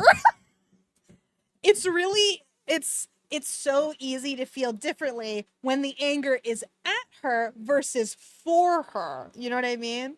It's like, Alice, do you mean it? Barcelona. True. The bar is also in hell, so it really wouldn't be hard to impress us. I see the pain roll over him as he pauses, struggling to decide whether to listen to me or bust through the door. He eventually turns away from the door and wraps his arms around me. He helps me to the elevator and then through the lobby. By some miracle, we only run into one person and he's on his phone and facing in the other direction. By the time we make it to the parking garage, I start to feel dizzy again. I tell him to slow down, and then I feel his arm wrap under my knees as he picks me up. Then we're in the car. Then the car is moving. I know I need stitches. I know he's taking me to the hospital. But I have no idea why the next words out of my mouth are, don't take me to Mass General, take me somewhere else. For whatever reason, I don't want to risk the chance of running into any of Ryle's colleagues. I hate him. I hate him in this moment more than I've ever hated my father. But concern for his career still somehow breaks through the hatred. When I realize this, I hate myself just as much as I hate him. Oh, wow. That's terrible. Chapter 24. We're pushing through.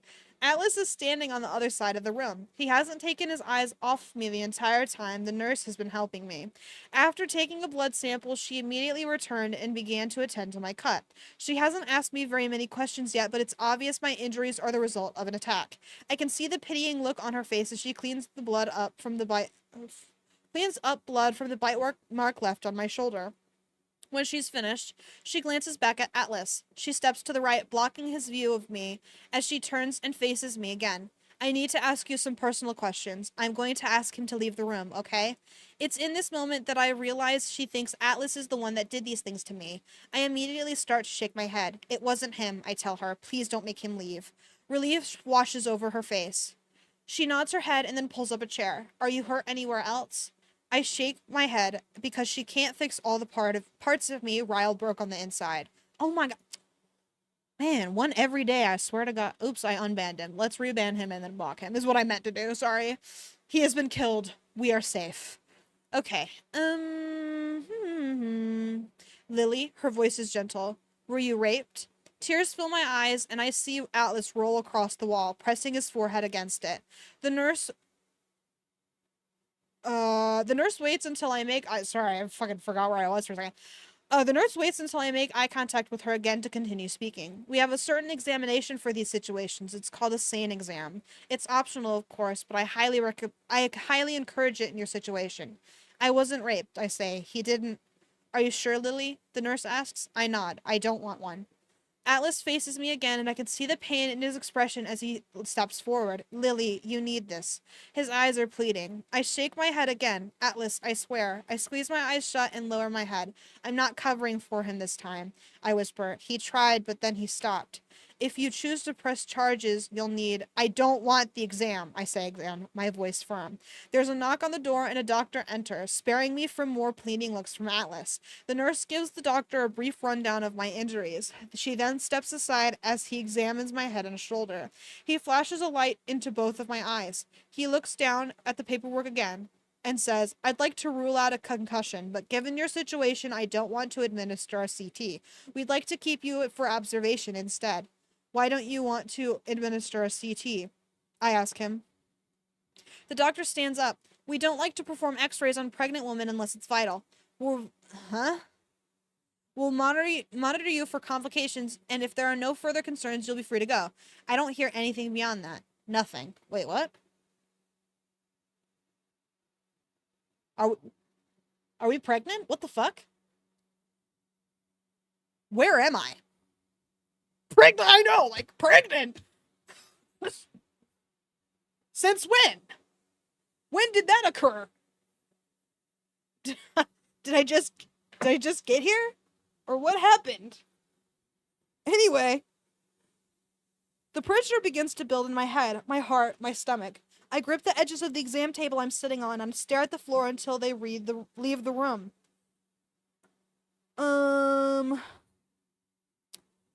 When the door closes behind them, I sit suspended in frozen silence. I see Atlas move closer. His feet are almost touching mine. His fingers brush lightly over my back. Did you know? I release a quick breath and then drag in more air. I start shaking my head, and when his arms come down around me, I cry harder than I knew my body was even capable of. He holds me the entire time I cry. He holds me through my hatred. I did this to myself. I allowed this to happen to me. No, girl, this is not your fault. I am my mother. Oh, God! I didn't... This isn't your fault. He's manipulative. It's his bad. He shouldn't be doing this to you. Come on. I only wanted to say you were like your mother to snap you out of it so you could leave. It's not... I didn't mean it. Oh, wow. It's not your fault. We gotta kill him. We gotta kill him. I want to leave, I whisper. Atlas pulls back. I don't mean it. Exactly. Is that... Wait. Atlas pulls back. They want to monitor you, Lily. I think you should stay. I look up at him and shake my head. I need to get out of here. Please, I want to leave. He nods and helps me back into my shoes. He pulls off his jacket and wraps it around me, and then we walk out of the hospital without anyone noticing. He says nothing to me as we drive. I stare out the window, too exhausted to cry, too in shock to speak. I feel submerged. Just keep swimming. Abort that baby. Kill that thing. We gotta fucking... Oh no, dude. Do you think she escapes and then gives birth to the baby anyway? That would be crazy and also awful. I hope the book doesn't do that. Atlas doesn't live in an apartment. He lives in a house. A small suburb outside of Boston called Wellesley. Ew. Wait, what? What did I say? To make you respond that way? Sorry. I'm stupid. Not my fault. It happens. Okay, anyway. She doesn't get to know what? Okay, well, first of all, spoilers. Hopefully she gets a miscarriage or something. We gotta kill that thing, dude. Oh man, I don't know. Oh, you don't? Okay. I'm confused. Sorry. Well, we'll just move on. We'll just move on. I'm just saying she won't. Oh, okay, you're okay. Got it. You don't know for sure, but you're sure. I get it now. Okay, we're back. We are back. Okay. Anyway.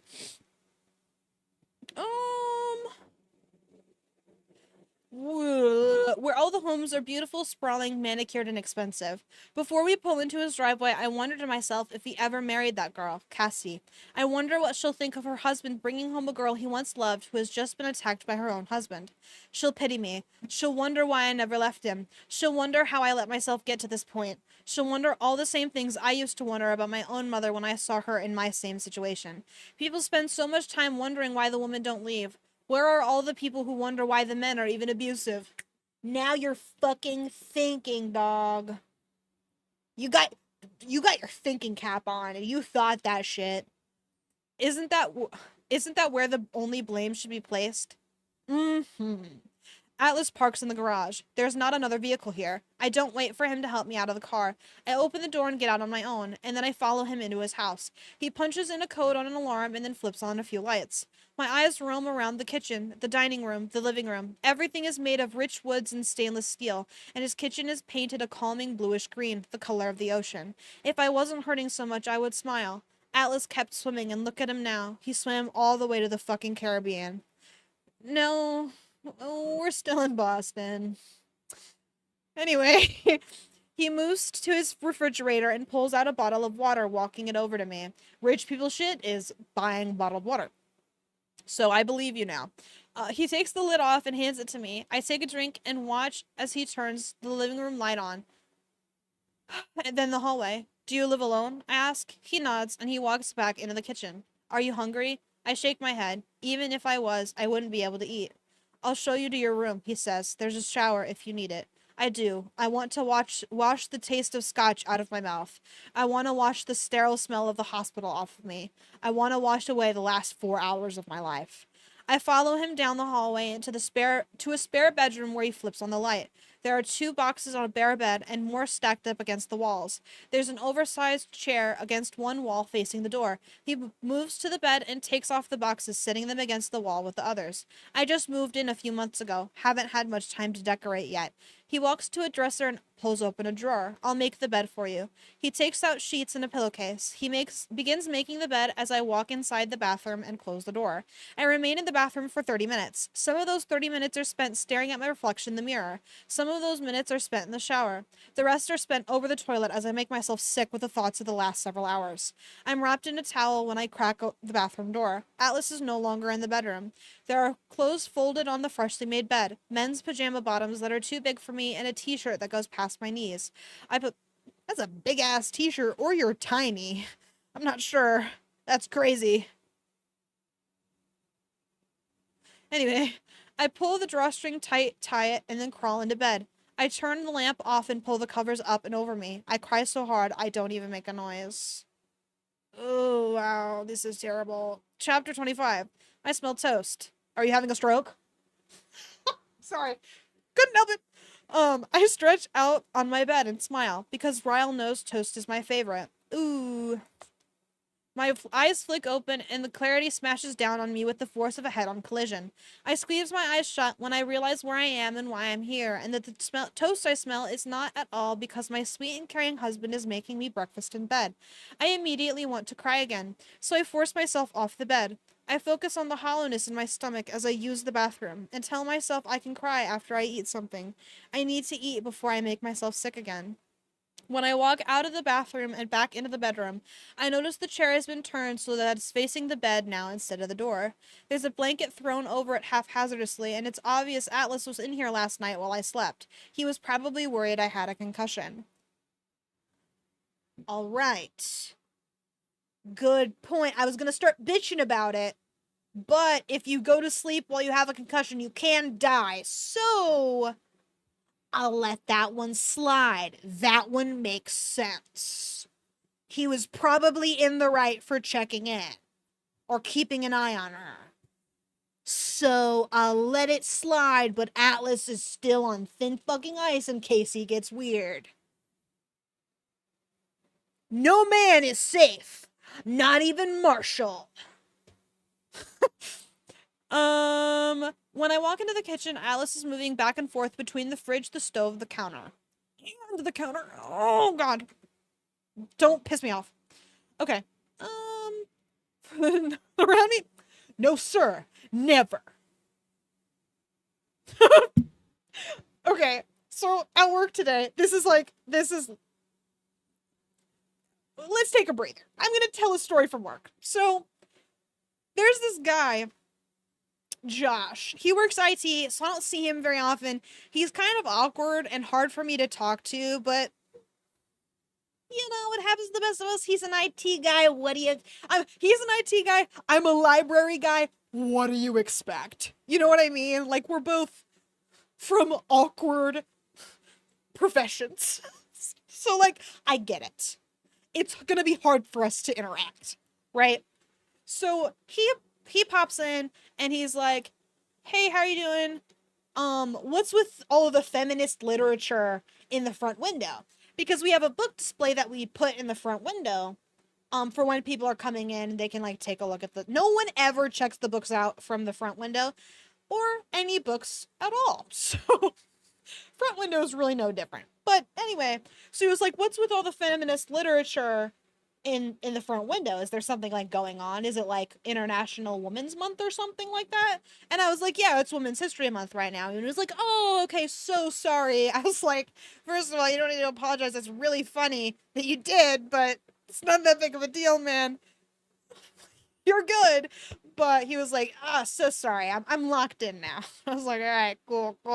And so we start shooting the breeze a little bit, and he starts talking about how he has been reading bell hooks, all about love. And he goes on and he's like in a book club, and apparently there's this one woman who's been like really passionate and like angry about some of the stuff in the books because she's kind of, I don't want to say moderate, but I think the woman who had finally picked up the bell hooks book had discovered that the book was more moderate than she anticipated, or something along those lines. I don't really understand. He didn't go into too much detail or anything, but oh my God, it was so funny to see this dude talking about feminism, cause because we didn't really get into specifics. Like, we didn't start talking about like the deeper feminist like theory or anything. But that's what he's reading is like theory related. I think it's theory. I'm not 100% sure. But, you know, it was so bizarre. It was such a weird situation. But yeah, very weird. And I was like, yeah, I read The Will to Change, which is also by Bell Hooks, but that's for men. And I am out at work, so like people call me Dex and stuff, but people don't really understand. Like, it's probably like I have a weird name for a girl, you know? And that's how people see me, cuz I don't really I have longer hair. I'm not exactly putting forth a whole lot of effort to look super masculine or anything. So people assume that I'm not trans or anything. So I was like, yeah, I read it and I was like, this doesn't apply to me. And he was like, yeah, yeah. And I was like, wait, shouldn't have said that. You're not going to get it. But it doesn't apply to me. You know what I mean? It doesn't. I am like, dude, gender's so stupid and complicated.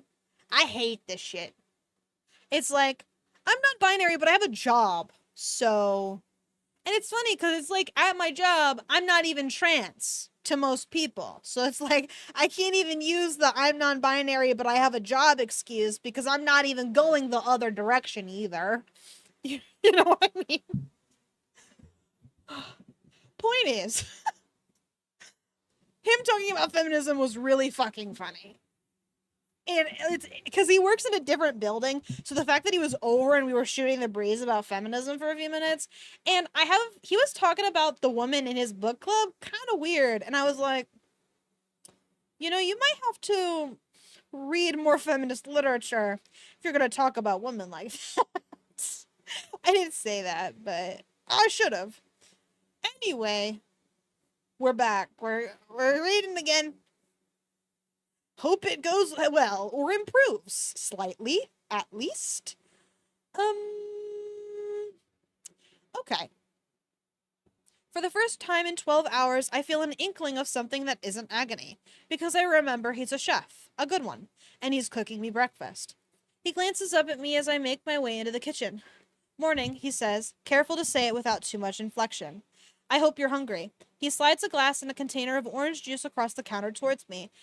Then he turns and faces the stove again. I am. He glances back over his shoulder and gives me a ghost of a smile. I pour myself a glass of orange juice and then walk to the other side of the kitchen where there's a breakfast nook.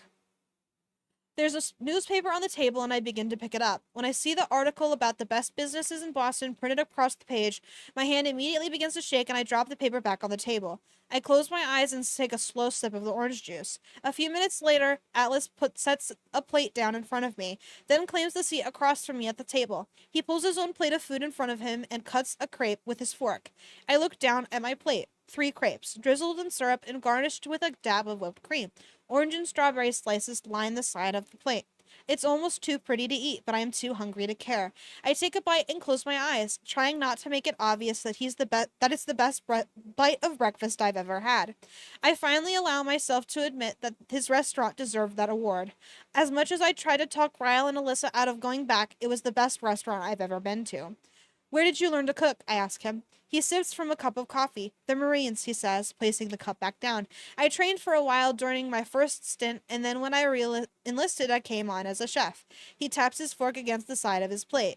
You like it? There's no way you learned how to cook in the Marines. I'm gonna be really fucking honest with you. They probably get served gruel. Like, don't make me laugh. Okay, anyway, I nod. It's delicious, but you're wrong. You knew how to cook before you enlisted. He smiles. You remember the cookies? I nod again. Best cookies I've ever eaten. He leans back in his chair. I taught myself the basics. My mother worked second shift when I was growing up, so if I wanted dinner at night, I had to make it. It was either that or starve, so I bought a cookbook at a yard sale and made every single recipe in it over the course of a year, and I was only 13. I smiled, shocked that I'm even able to. The next time someone asks you how you learned to cook, you should tell them that story, not the other one. He shakes his head. You're the only person who knows anything about me before the age of 19. I'd like to keep it that way. He begins telling me about working as a chef in the military, how he saved up as much money as he could so that when he got out, he could open his own restaurant. He started with a small cafe that did really well, then opened Bibs a year and a half ago. It does okay, he says with modesty. I glance around his kitchen and then look back at him. Looks like it does more than just okay.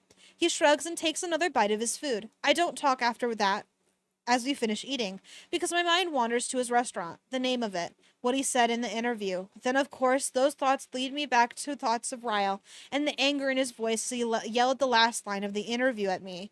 I think Alice can see the change in my dear demeanor, but he says nothing as he clears the table.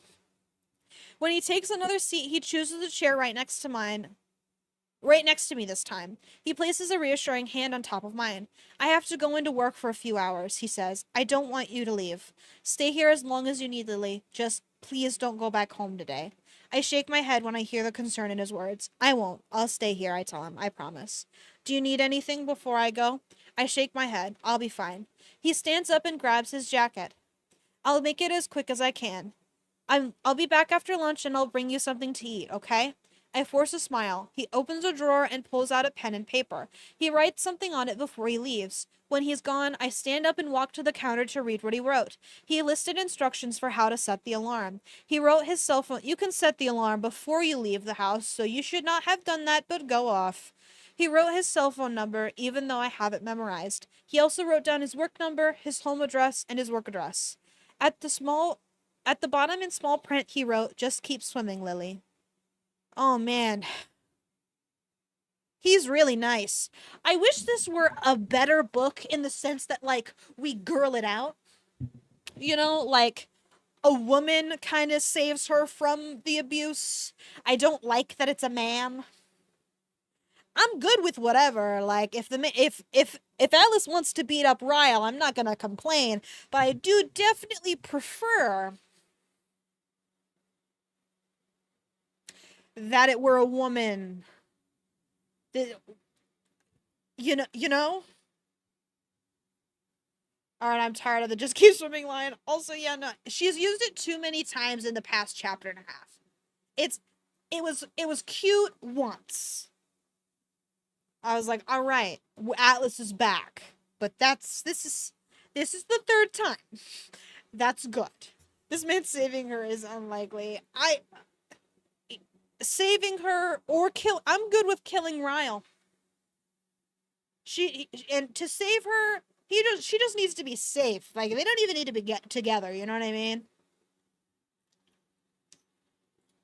So in a sense, he's doing his job.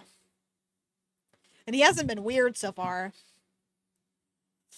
Dear Ellen, hi, it's me, Lily Bloom. Well, technically it's Lily Kincaid now. I can't believe she didn't refuse to change her name. Cause you can do that. You can just not change your name. It's nice and easy. I know it's been a long time since I've written to you. A really long time. After everything that happened with Atlas, I just couldn't bring myself to open up the journals again. I couldn't even bring myself to watch your show after school because it hurt to watch alone. In fact, all the thoughts of you kind of depressed me. When I thought of you, I thought of Atlas. And to be honest, I didn't want to think of Atlas, so I had to cut you out of my life too. I'm sorry about that. I'm sure you didn't miss me like I missed you, but sometimes the things that matter to you most are the things that hurt you the most. And in order to get over that hurt, you have to sever all the extensions that keep you tethered to that pain. You were an extension of my pain, so I guess that's what I was doing. I was just trying to save myself a little bit of agony. I'm sure your show is as great as ever, though. I hear you still dance at the beginning of some episodes, but I've grown to appreciate that. I think that's one of the biggest signs a person has matured, knowing how to appreciate things that matter to others, even if they don't matter very much to you. I should probably catch you up on my life. My father died. I'm 24 now. I got a college degree, worked in marketing for a while, and now I have my own business, a floral shop. Life goals for the win. That was terrible. Okay, we are so back.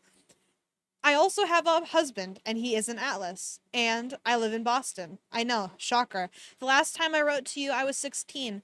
I was in a really bad place, and I was so worried about Atlas. I'm not worried about Atlas anymore. Thank you. Thank you, Trilla. Thank you. No! My eyes! Oh, man. Oh, God, I lost my place. Where am I? I'm not worried about Alice. I got it. We're back. I'm not worried about Alice anymore, but I am in a really bad place right now. More so than the last time I wrote to you. I'm sorry. I don't seem to need to write to you when I'm in a good place. You tend to only get the shit end of my life, but that's what friends are for, right? Have fun. Be right back, gang. I don't even know where to start. I know you don't know anything about my current life or my husband Ryle, but there's this thing we do when one of us says naked truth and then we're forced to be brutally honest and say what we're thinking. So, naked truth. Brace yourself. I am in love with a man who physically hurts me. Of all people, I have no idea how I let myself get to this point. There were many times growing up I wondered what what was going through my mother's head in the days after my father had hurt her. How she could possibly love a man who laid his hands on her, a man who repeatedly hit her, repeatedly promised he would never do it again, repeatedly hit her again. I hate that I can empathize with her now. I've been sitting on Alice's couch for over 4 hours wrestling with my feelings. I can't get a grip on them. I can't understand them. I don't know how to process them. And true to my past, I realized that maybe I just need to get them out on paper. My apologies to you, Ellen, but get ready for a whole lot of word vomit. Ugh, cringe, shut the fuck up. Okay, anyway. If I had to compare this feeling to something, I would compare it to death. Not just the death of anyone, the death of the one. The person who is closer to you than anyone else in the whole world. The one who, when you simply imagine their death, it makes your eyes tear up. As opposed to something else tearing up. We are so back. We are so back. That's what this feels like. It feels like Ryle has died. It's I'm sorry. Excuse me. It's an astronomical amount of grief, an enormous amount of pain. It's a sense that I've lost my best friend, my lover, my husband, my lifeline. But the difference between this feeling and death is the presence of another emotion that doesn't necessarily follow in the event of an actual death. Hatred. I'm so angry at him, Ellen. Words can't express the amount of hatred I have for him. Yet somehow, in the midst of all my hatred, there are waves of reasoning that flow through me. I start to think things like, but I shouldn't have had the magnet. I should have told him about the tattoo from the beginning. I shouldn't have kept the journals. The reasoning is the hardest part of this. It eats at me, little by little, wearing down the strength my hatred lends to me. The reasoning forces me to imagine our future together, and how there are things I could do to prevent that type of anger. I'll never betray him again. I'll never keep secrets from him again. I'll never give him the reason to react that way again. We'll both just have to work harder from now on, for better or for worse, right? I know these are the things that once went through my mother's head, but the difference between the two of us is that she had more to worry about. She didn't have the financial stability that I have. She didn't have the resources to leave and give me what she thought was a decent shelter. She didn't want to take me away from my father when I was used to living with both parents. I have a feeling reasoning really kicked her ass a time or two. I can't even begin to process the thought that I'm having a child with this man, which is fucking cat. Oh my god. Yeah. You've missed so many. A child. Let me get you up to speed. It's been terrible. It's been literally awful. Horrific. So if you recall, last time you were here, last time we read, she was pushed down the stairs, right? Oh my god, okay. So what happened in the direct aftermath of him pushing her down the stairs, she kicks him out and goes to bed. She wakes up, Ryle is sitting outside her house or apartment, and she leaves to go to work. She goes to work. She was pushed down the stairs. Oh, did you miss that part? Okay. Kat, you've missed so much. Okay, yes, she was pushed down the stairs. Cool. So she goes to work, meets. Oh, so Alyssa and Ryle are both already at the flower shop when she gets there. Alyssa is like, what did he do to you? Let him tell you something. Hear him out. And so Ryle is like, please hear me out. By Ryle? Yes, by Ryle. And so what I thought the book was going to do is I thought the book was going to be like, you're delusional. He didn't actually push you down the stairs. You fell, but you thought he pushed you. This is not what the book did. The book did say that she was pushed by him down the stairs. And so his apology was, do you remember the reason why I was mad the first night we met? And she's like, yes, it's because some little kid shot his brother on accident.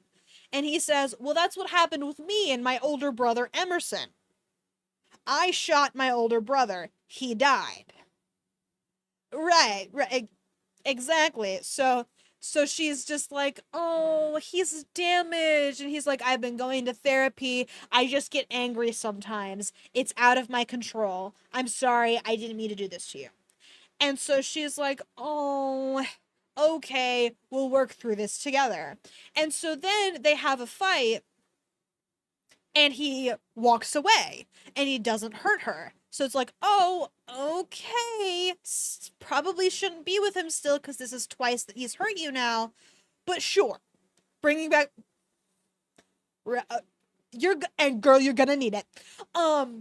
So, so sorry, back. Of course, just a regular old bag, just an unregistered bag. But anyway, so she's like, okay, I'll take him back. He didn't mean it. We'll work it out together. They have a fight. He doesn't hurt her. We move forward. Alyssa has her baby. He is like, let's try for a baby. See you at home. I'm going. She took him back. Let's try for, so it had been like a month or so, like maybe a little bit more between him pushing her down the stairs and then Alyssa having her baby. And so he's like, let's try for a baby. See you tonight, girl. I'm tired from work, but wake me up when you get back and we'll fuck. And she's like, okay. And so she hangs up, bro, during the strike. And so she goes to, so she hangs out with Alyssa and the baby for a while, which they named Riley, which is just Ryle with an extra E. That was pretty cringe. And then so she gets home and he is like flirting with her. And so it's like, oh, okay, they're about to fuck. Cool.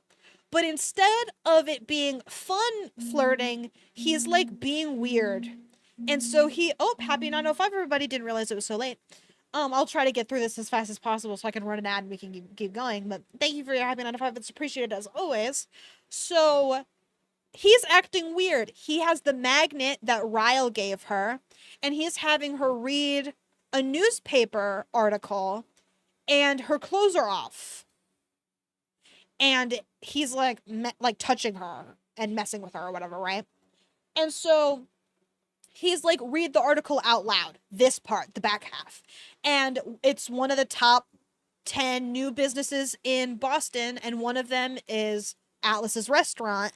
And the reason it's called Bibs is because it stands for Better in Boston, which is inspired by her.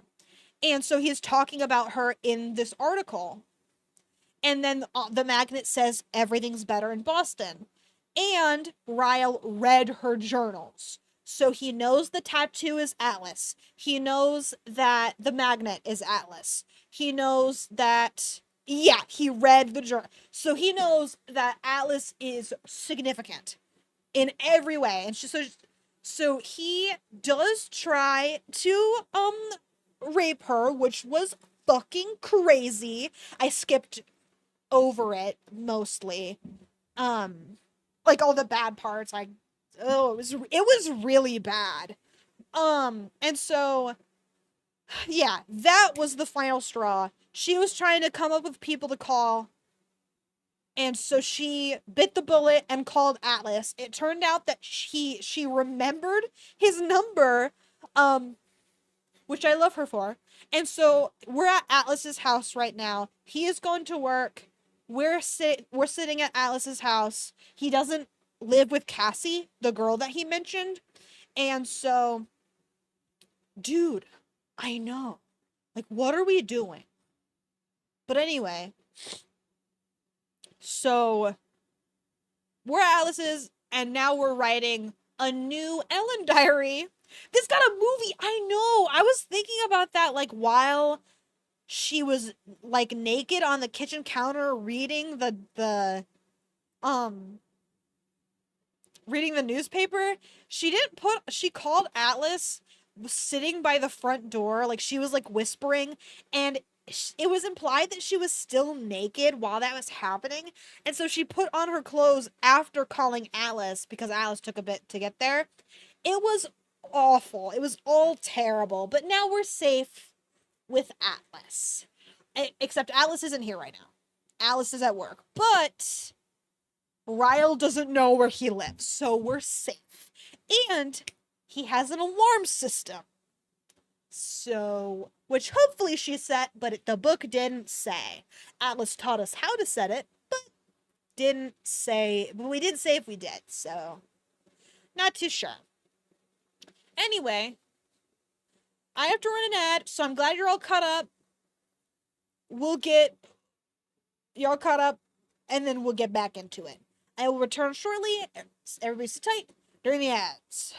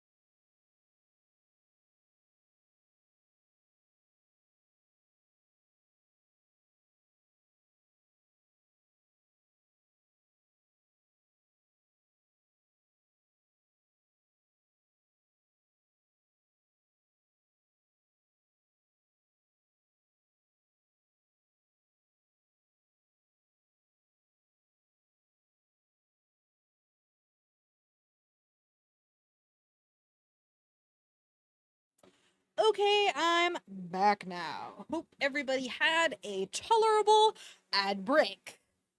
Let's hop back in. I don't know where the fuck I am. Okay, here it is. To both me and you, welcome back to you, and thank you. It is good to be back to me. Okay. I can't even begin to process the thought that I'm having a child with this man. Thank you. It is good to be back to you as well. There is a human being inside of me that we created together, and no matter which option I choose, whether to stay or choose to leave, neither are choices I would wish upon my child. We are not getting an abortion. Not even in the fucking cards. That would be my first thought. Personally, things are rough. We can try again later.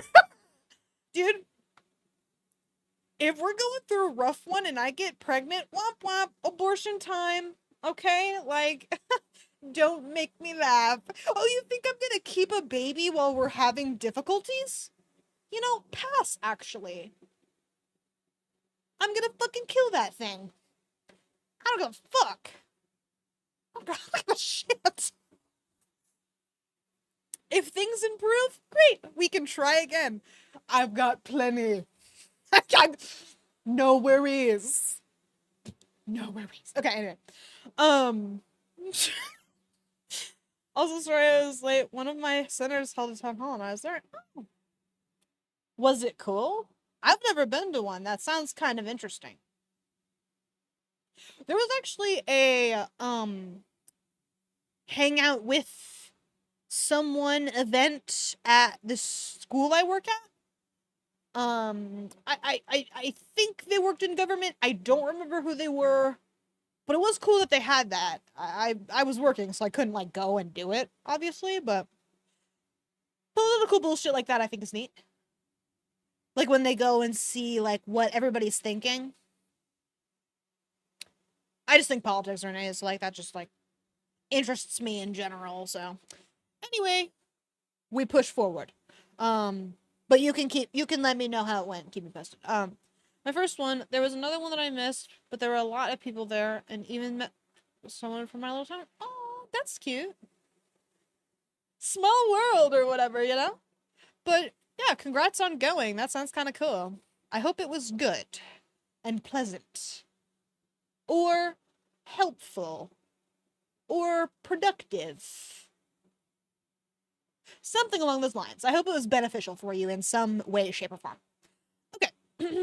Neither are choices I would wish upon my child. To grow up in a broken home or an abusive one. I've already failed this baby in life, and I've only known about his or her existence for a single day. Ellen, I wish you could write back to me. I wish that you could say something funny to me right now because my heart needs it. I have never felt this alone, this broken, this angry, this hurt. People on the outside of situations like these often wonder why the woman goes back to the abuser. I read somewhere once that 85% of women return to abusive situations. That was before I realized I was in one. And when I heard that statistic, I thought it was because the women were stupid. I thought it was because they were weak. I thought these things about my own mother more than once. But sometimes the reason women go back is simply because they're in love. I love my husband, Ellen. I love so many things about him. I wish cutting my feelings off for the person who hurt me was as easy as I used to think it would be. Preventing your heart from forgiving someone you love is actually a hell of a lot harder than simply forgiving them. I'm a statistic now. The things I've thought about women like me are now what others would think of me if they knew my current situation. How could she love him after what he did to her? How could she contemplate taking him back? It's sad that those are the first thoughts that run through our minds when someone is abused. Shouldn't there be more distaste in our mouths for the abusers than for those who continue to love the abusers? I think of all the people who have been in this situation before me, everyone who will be in this situation after me, do we all repeat the same words in our heads in the days after experiencing abuse at the hands of those who love us? From this day forward, for better, for worse, for richer, for poorer, in sickness and in health, until death do us part. Maybe those vows weren't meant to be taken as literally as some spouses take them. For better, for worse, fuck that shit. Lily. Oh, don't worry, Pookie. I hate it. Yeah, so true. Well, it's good to hear from one of my representatives. He's held 85 town halls and hasn't even been in office 100 days. Way better than my other representative. We know who he is. Well, that's cool. I feel like a lot of town halls. Sorry, are they? Oh shit, Kat! Were you not there for that either? They are married. They went to Vegas at the beginning of part 2. They went to Vegas, had a really random impromptu wedding, got married. She met his parents. They'd only been together like 6 months when they got married, I think. Something crazy like that. And so now it's been, I think, at least a year they've been together. Fucking batshit. Yeah, I agree. Literal insane. Literal insanity. Like, you're, what are we doing? Anyway, we push forward. So, can't believe I forgot that little number. My bad. Anyway, chapter 26. I'm lying on Atlas's guest bed, staring up at the ceiling. It's a normal bed. Really comfortable, actually, but it feels like I'm on a waterbed. Or maybe a raft, adrift at sea. And I scale over these huge waves, each of them carrying something different. Some are waves of sadness, some are waves of anger, some are waves of tears, some are waves of sleep. Occasionally, I'll place my hands on my stomach and a tiny wave of love will come. I have no idea how I can already love something so much, but I do.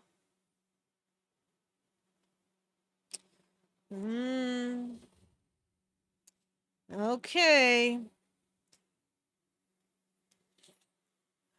Girl, there's still time. Exactly what I was thinking. Trying not to judge her because it's the woman's choice, but definitely not the choice that I would be making. Kill that thing. Kill that thing. Kill that thing. Anyway, I think about whether or not it'll be a boy or a girl and what I'll name it. I wonder if it will look like me or Ryle, and then another wave of anger will come and crash down on that tiny wave of love. I feel jobbed. I'm robbed. I was gonna say jobbed of the Roy, but anyway, I feel robbed of the joy a mother should have when she finds out she's pregnant. I feel like Ryle took that from me last night, and it's just one more thing I have to hate him for. Hatred is exhausting. Kill John Lennon. Or John Lennon. We don't know yet. And it doesn't matter. Kill that thing. Okay, anyway. I forced myself off the bed and into the shower. I've been in my room most of the day. Atlas returned home several hours ago and I heard him open the door at one point to check on me, but I pretended to be asleep. I feel awkward being here. Atlas is the very reason Ryle was angry at me last night, yet he's the one I ran to when I needed help. Being here fills me with guilt, maybe even a little bit of shame, as though my calling Atlas lends credibility to Ryle's anger, but there's literally nowhere I can go right now. I need a couple of days to process things, and if I go to a hotel, Ryle could track the credit card charge and find me.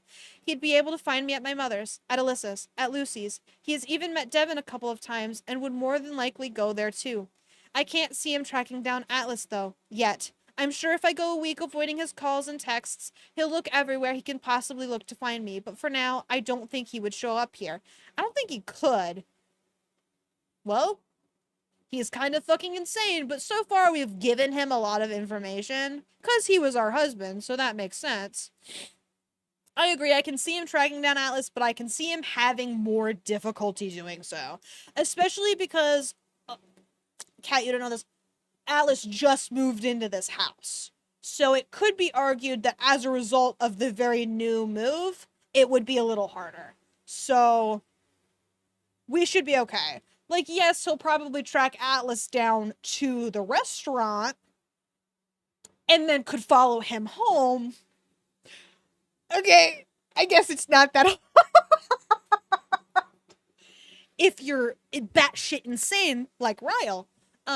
It would not be that difficult because you know where you know where Atlas works, which means that you could just track him home. Okay, never mind. Let's go somewhere else. Anyway. Where am I? Okay. I can't see him tracking down Atlas, though. Yet. I'm sure if I go a week avoiding his calls and texts, he'll look everywhere he can possibly look to find me. But for now, I don't think he would show up here. Maybe that's why I'm here. I feel safer here than anywhere else I could possibly go. And Atlas has an alarm system. So there's that. He's fucking batshit. We gotta kill him or something. I glance at the nightstand to look at my phone. I skip over all the missed texts from Ryle and open the one from Alyssa. Hey, Lily, they're sending us home tonight. Come see us tomorrow when you get home from work. She sent a picture of her and Riley, and it makes me smile, then cry. Damn these emotions.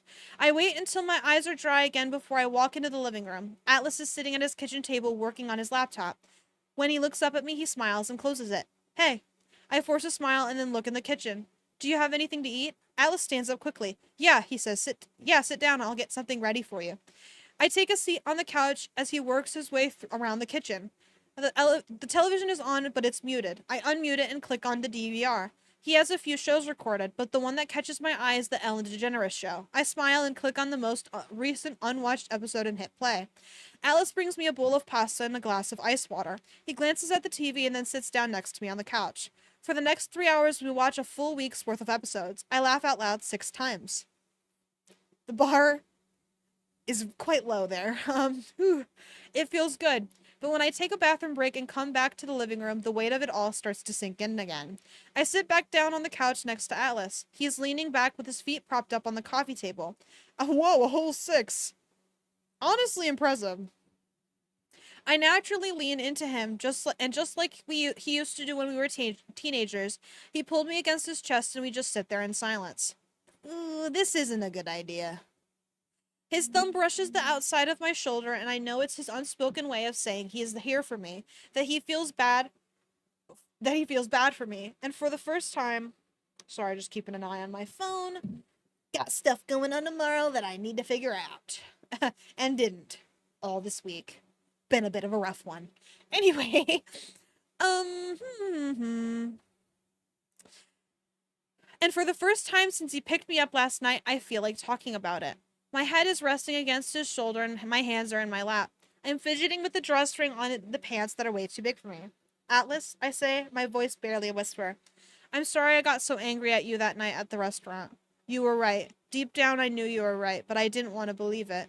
I lift my head and look at him, cracking a pitiful smile. You can say I told you so now. His eyebrows draw together like my words somehow hurt him. Lily, this is not something I wanted to be right about. I prayed every day that I was wrong about him. I wince. I shouldn't have said that to him.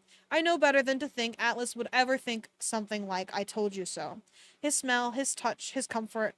I've never understood how someone can be so rock solid yet comforting. Yet that's always how I viewed him, like he could withstand anything, but somehow still feels the weight that everyone else carries. I don't like that I was never fully able to let go of him, no matter how hard I tried.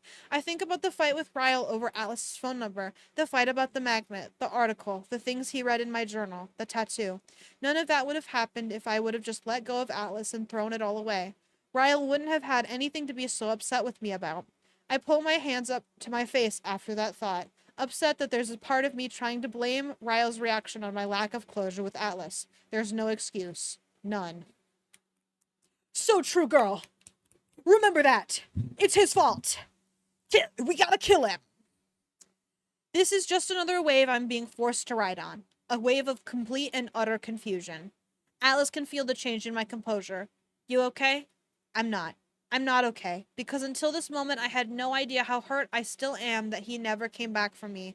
If he'd have just come back for me like he promised, I would have never even met Ryle, and I would have never been in this situation. Yep, I'm definitely confused. How am I possibly lending blame to Alice for any of this? I think I need to call it a night. None of this would have happened if Ryle might have... Exactly. We gotta kill Ryle.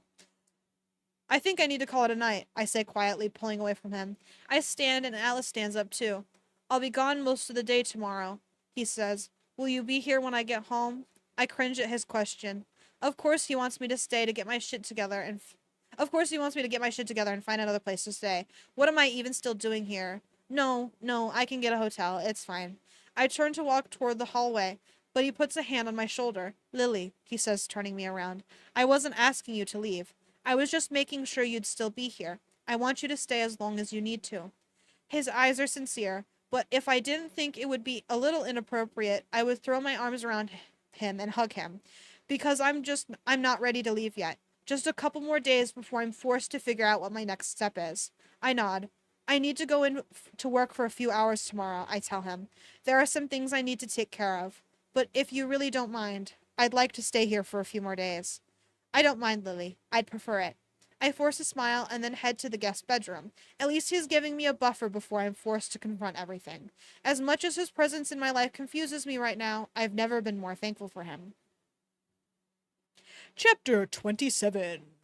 My hand is trembling when I reach for the doorknob. I've never been scared I've never once been scared to walk into my own business before, but I've also never been on this on edge. The building is dark when I enter it, so I flip on the lights, holding my breath. I walk slowly to my office, pushing the door open with caution. He's nowhere, yet he's everywhere. When I take a seat at my desk, I turn on my phone for the first time since I went to bed last night. I wanted a good night's sleep without having to worry about whether or not Ryle was trying to contact me. When it powers on, I have 29 missed texts from Ryle. It just so happens to be the same number of doors Ryle knocked on to find my apartment last year. I do. Ooh, crazy thing to think about. I don't know whether to laugh or cry at the irony. I spend the rest of the day like this, glancing over my shoulder, looking up at the door every time it opens. I wonder if he's ruined me, if the fear of him will never ever leave me.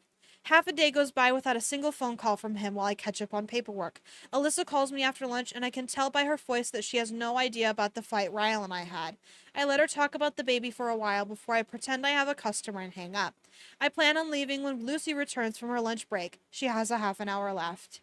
Ryle walks through. Oh no, dude. This is awful. Ryle walks through the front door 3 minutes later. I'm the only one here. As soon as I see him, I'm turned stone cold. I'm standing behind the counter, my hand on the cash register because it's close to the stapler. I'm sure a stapler couldn't do much harm against the arms of a neurosurgeon, but I'll use what I have.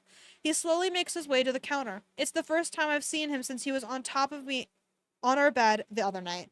My whole body is immediately taken back to that moment. I'm engulfed in the same level of emotions as I was in that moment. Both fear and anger rush through me when he reaches the counter. He lifts his hand and places a set of keys on the counter in front of me. My eyes fall to the keys. I'm leaving what? Sorry, damn. I'm leaving for England tonight, he says. I'll be gone for 3 months. I paid all the bills so you won't have to worry about it while I'm gone. His voice is composed, but I can see the vein in his neck as they prove his composure is taking all the effort he has. You need time. He swallows hard. Stay, stay there. And I want to give that to you. He grimaces and pushes the keys to my apartment towards me. Go back home, Lily. I won't be there. I promise. He turns and begins walking toward the door. It occurs to me that he didn't even try to apologize. I'm not angry about it. I understand it. He knows that an apology will never take back what he did. He knows that the best thing for us right now is separation. He knows what a huge mistake he made. Yet I still feel the need to dig that knife in a little deeper. Ryle. He looks back at me, and it's as if he puts a shield up between us. He doesn't turn all the way around, and he's stiff as he waits for whatever I'm about to say. He knows my words are going to hurt him. Why are you doing this? He's scary and evil and fucked up, and you're going to hurt his feelings? Is this a good plan? You're the only one in the store. Maybe we don't do this right now. Maybe later. Maybe when he gets to England. You can do it then. You can be as mean as you want to him when he's not in the same country as you. Okay? Like, please be serious for a moment. You want to know what the worst part about this whole thing is? I ask. He doesn't say anything. He just stares at me, waiting for my answer. All you had to do when you found my journal was ask me for a naked truth. I would have been honest with you, but you didn't. You chose to not ask for my help, and now we'll both have to suffer the consequences of your actions for the rest of our lives. He grimaces with every word. Lily, he says, turning toward me. I hold up my hand to stop him from saying anything else. Don't. You can leave now. Have fun in England. By the way, I'm gonna get a divorce. Bye-bye. Yeah, so true.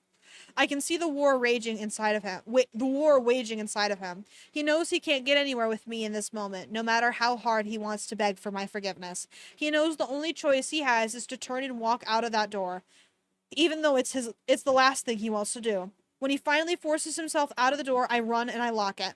I slide down to the floor and hug my knees, burying my face against them. I'm shaking so hard I can feel my teeth chatter. I can't believe part of that man is growing inside me, and I can't believe I'll one day have to admit that to him. You don't have to. You can just leave. You do not have to do that. Sure, it's his baby, but it doesn't matter. He fucked up. No. Uh-uh. You kill his ass. Chapter 28. After Ryle left me his keys this afternoon, I debated going back to our new apartment. I even had a cab pull up to the building, but I couldn't force myself out of the car. I knew if I went back there today, I'd probably see Alyssa at some point. I'm not ready to explain the stitches on my forehead to her. I'm not ready to see the kitchen where Ryle's harsh words cut through me. I'm not ready to walk into the bedroom where I was completely destroyed. So instead of returning to my own home, I took the cab back to Alice's house. Feels like my only safe zone right now. I don't have to confront things when I'm hiding out here. Alice has already texted me twice checking on me. So when I get a text a few minutes before 7 o'clock in the evening, I assume it's from him. It's not. It's from Alyssa. You home from work yet? Come up and visit us. I'm already bored. My heart sinks when I read her text. She has no idea what happened between me and Ryle. I wonder if Ryle even told her he left for England today. My thumb types up.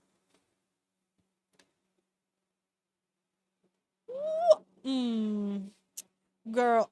My thumb types and erases and types some more as I try to come up with a good excuse as to why I'm not there. I can't. I'm in the emergency room. Hit my head on that shelf in the storage room at work, getting stitches. Why did you do that? Girl, call up Destin. Yeah, or whoever that gay guy is. Yeah, like, what are we doing? Ugh. Now's the perfect time to just move. Okay. Stick around with Ryle for. I'm sorry, not Ryle. Do not do that. Stick around with Alice for a little bit. He'll literally help you move. Just move someplace else. He won't have access to your apartment. He won't know where you live.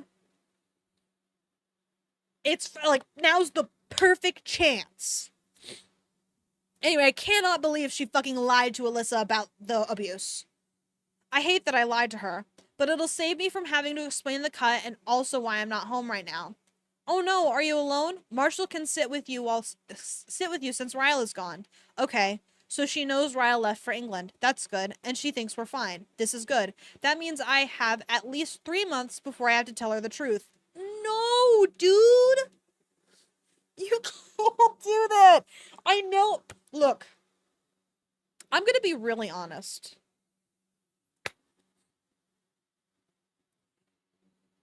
Girlhood, sisterhood, before brother siblinghood. If I'm a girl and I have a brother and my brother fucks up, my brother's 10 right now, so like you know what I mean. But let's say I have a hypothetical older brother where this would make more sense. If my brother did some shit, I'm sorry. I'm with my girl all the way. Are you kidding me? Exactly. And I fear for me that applies above blood. I cannot even imagine being told that, like, it would suck shit and I'd beat his ass because I have the ability to do that because I'm fucking related to the guy. Whip him into shape, you know. But like, I'm not gonna blame her for not wanting to be with him. This is awful. Okay, wow. Look at me, sweeping shit under the rug just like my mother. No, I'm fine. I'll be finished up by the time Marshall could even get here. I'll come by tomorrow after work. Give Riley a kiss for me. I lock the screen on my phone and sit it on my bed. It's dark outside now, so I immediately see the scroll of the headlights as someone pulls into the driveway. I instantly...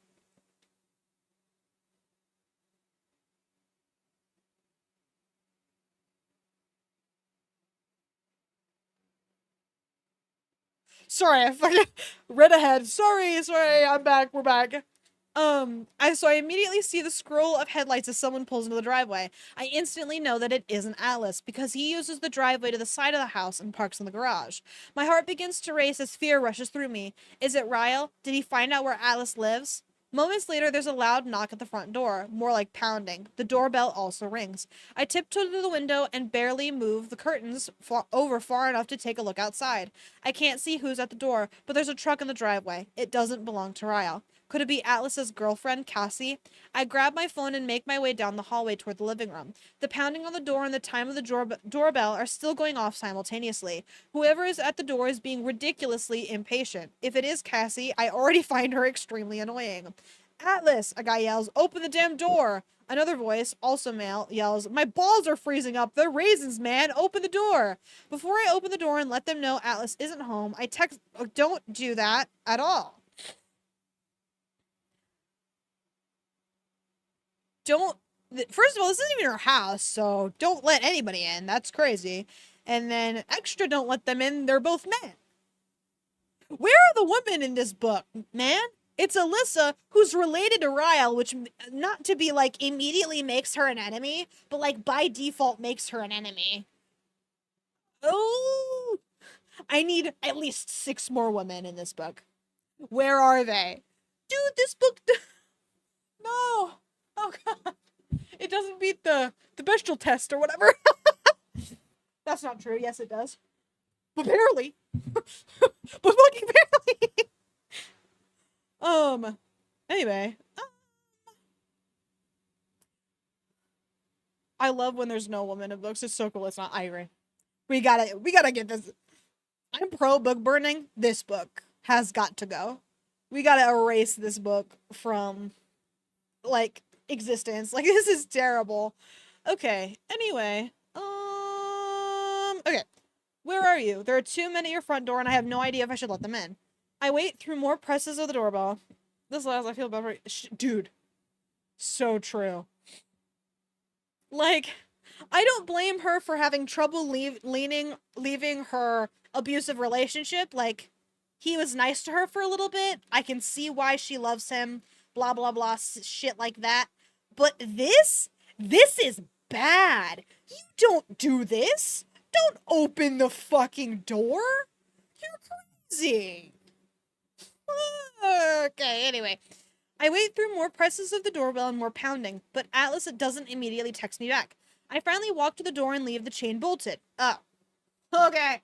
Thank God. She leaves the chain bolted. The bare minimum, you could just leave the door, but whatever. Like, if they're there for long enough and they're pounding on the door and you don't answer, they're gonna realize no one's home. So, you wouldn't have had to do this at all. It would have been a little annoying. Just throw some fucking headphones in, girl. Like, I'm sure Atlas has some AirPods sitting around somewhere, okay? You live.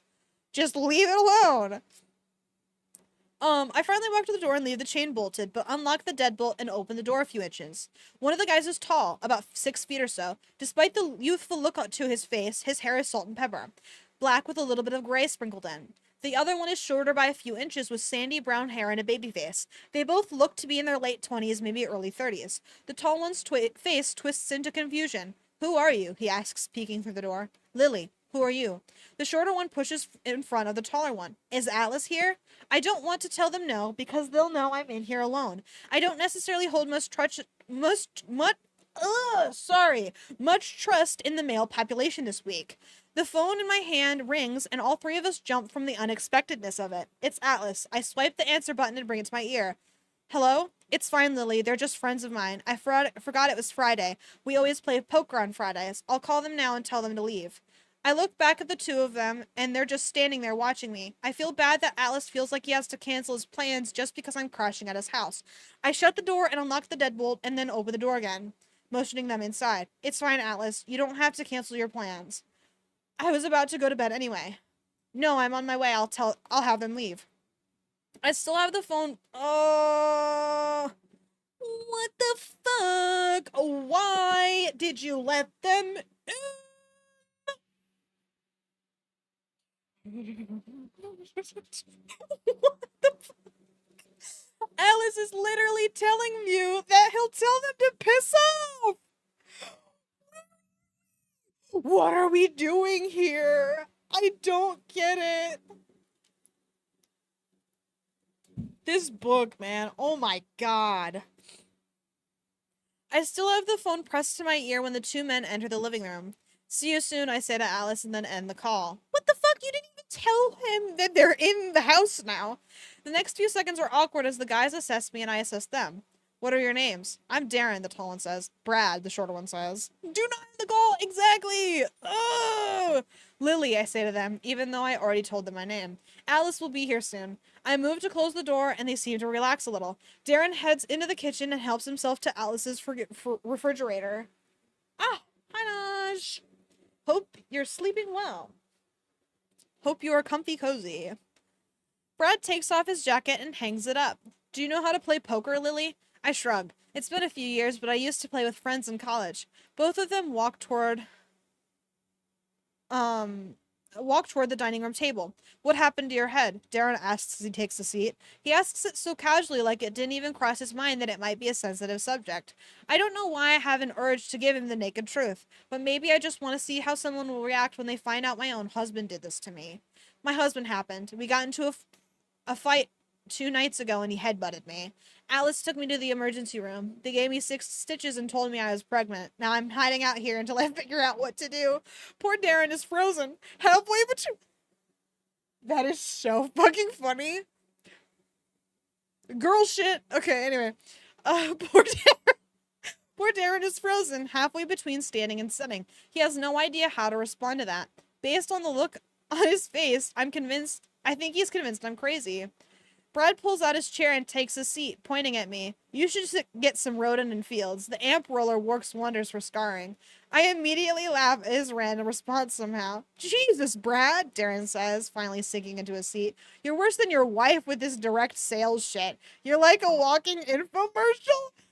He fucking did an ad read her? That's hysterical. What is happening? Where are we? I don't... Alright. We're so back. Okay, anyway. Brad raises his hands in defense. What? He says innocently. I'm not trying to sell or anything, I'm being honest. The stuff works. You'd know that if you'd use it on your damn acne. Screw you, Darren says. It's like you're trying to be a perpetual teenager, Brad mutters. Acne isn't cool when you're 30. Acne isn't really... Who the fuck are these people? I have no clue. Acne isn't cool when you're a teenager either. To be honest, but anyway. Brad pulls out the chair next to him while Darren begins shuffling a deck of cards. Have a seat, Lily. One of our friends decided to be an idiot and get married last week, and now his wife won't let him come to poker night anymore. You can be his fill-in until he gets a divorce. That's really funny. Guy moment. I had every intention of hiding out in my room tonight, but these two make it hard to walk away. I take a seat next to Brad and reach across the table. Hand me those, I say to Darren. He's shuffling the cards like a one-armed infant. He raises an eyebrow and pushes a deck of cards across the table. I don't know much about card games, but I can shuffle cards like a pro. I separate the cards into 2 piles and scoot them together, pressing my thumbs into the ends, watching as they beautifully intertwine.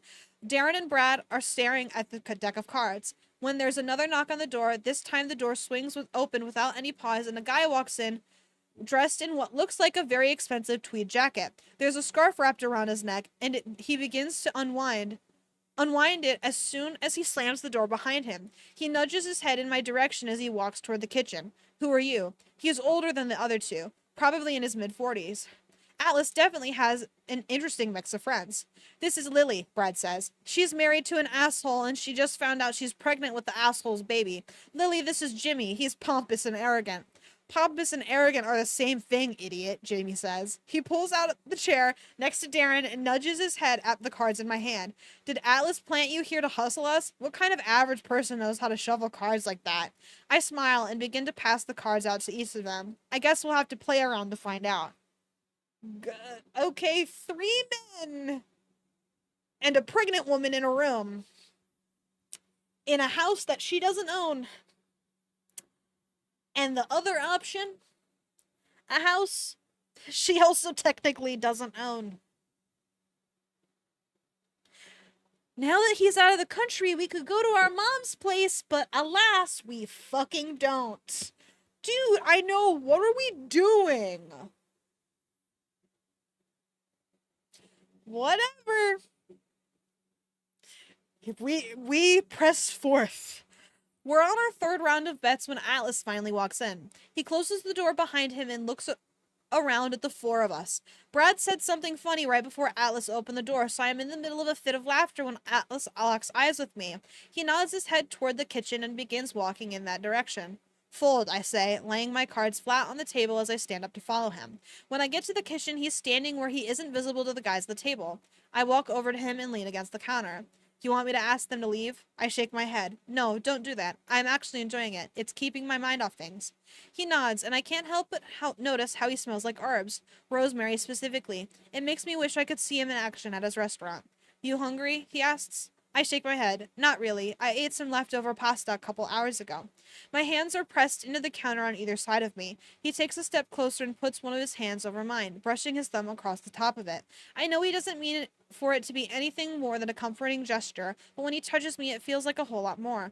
A rush of warmth moves up my chest, and I immediately drop my eyes to our hands. Atlas pauses his thumb for a second like he feels it too. He pulls his hand away and backs up a step. Sorry, he mutters, turning toward the refrigerator, pretending to look for something. It's obvious he's trying to spare me from the awkwardness of what just happened. I walk back to the table and pick up my cards for the next round. A couple of minutes later, Atlas walks over and takes the seat next to me. Jimmy shuffles out a round of new cards to everyone. So, Atlas, how do you and Lily know each other? Atlas picks up his cards one at a time.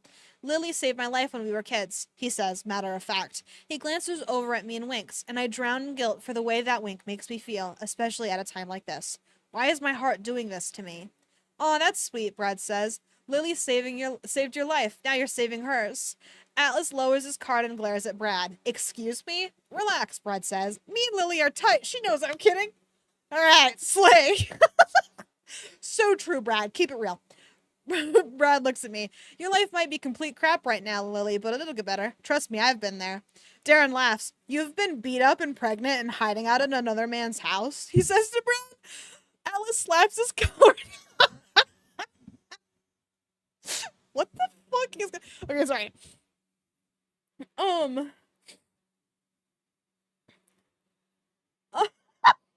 Okay, sorry. I'm just so, like, jarred. Alice slaps his cards on the table and pushes back in his chair. What the hell is wrong with you? He yells at Darren. I reach over and squeeze his arm reassuringly. Relax, I say. We bonded before you got here. I actually don't mind that they're making light of my situation. It really does make it a little less heavy. He runs a frustrated hand through his hair, shaking his head. I'm so confused, he says. You were alone with them for 10 minutes. I laugh. You can learn a lot about someone in 10 minutes. I try to redirect this conversation. So how do you all know each other? Darren leans forward and points at himself. I'm the sous chef at Bibbs. He points at Brad. He is the dishwasher. For now, Brad interjects. I'm working my way up. What about you? I say to Jimmy. He smirks and says, take a guess. Based on the way he dresses and the fact that he's been called arrogant and pompous, I'd have to assume maitre d'. Atlas laughs. Jimmy actually works in valet. I glance back at Jimmy and raise an eyebrow. He tosses 3 poker chips down and says, it's true, I park cars for tips. Don't let him fool you, Atlas says. He works in valet, but only because he's so rich he gets bored. I smile. It reminds me of Alyssa. I have an employee like that, only works because she's bored. She's actually the best employee I have. Damn straight, Jimmy mutters. Don't be stupid. Sure, was a statement from someone who got married after 6 months. You got her ass, dude. You made quick work of her, I fear. But anyway, I take a look at my cards, and when it's my turn, I take a look at my cards when it's my turn and toss in the 3 poker chips. Alice's phone rings and he pulls it out of his pocket. I'm raising the pot with another chip when he excuses himself from the table to take the call. Fold, Brad says, slapping his cards on the table.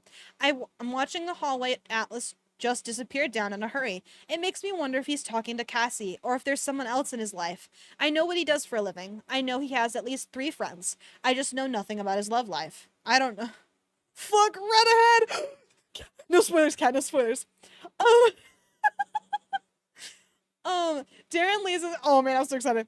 Darren leaves his cards on the table, 4 of a kind. I lay down my straight flush and reach forward for all the poker chips as Darren groans. So does Cassie not usually come to poker night? I ask, fishing for more information on Atlas. Information I'm too scared to ask himself. Cassie? Brad says. I stack my winnings up in front of me and nod. Isn't that his girlfriend's name? Darren laughs. Alice doesn't have a girlfriend. I've known him for 2 years and he's never mentioned anyone named Cassie. He begins passing out new cards, but I'm trying to absorb the information he just gave me. I pick up my first two cards when Atlas walks back in the room. Okay, I accidentally read it. Okay, sorry. Um, okay.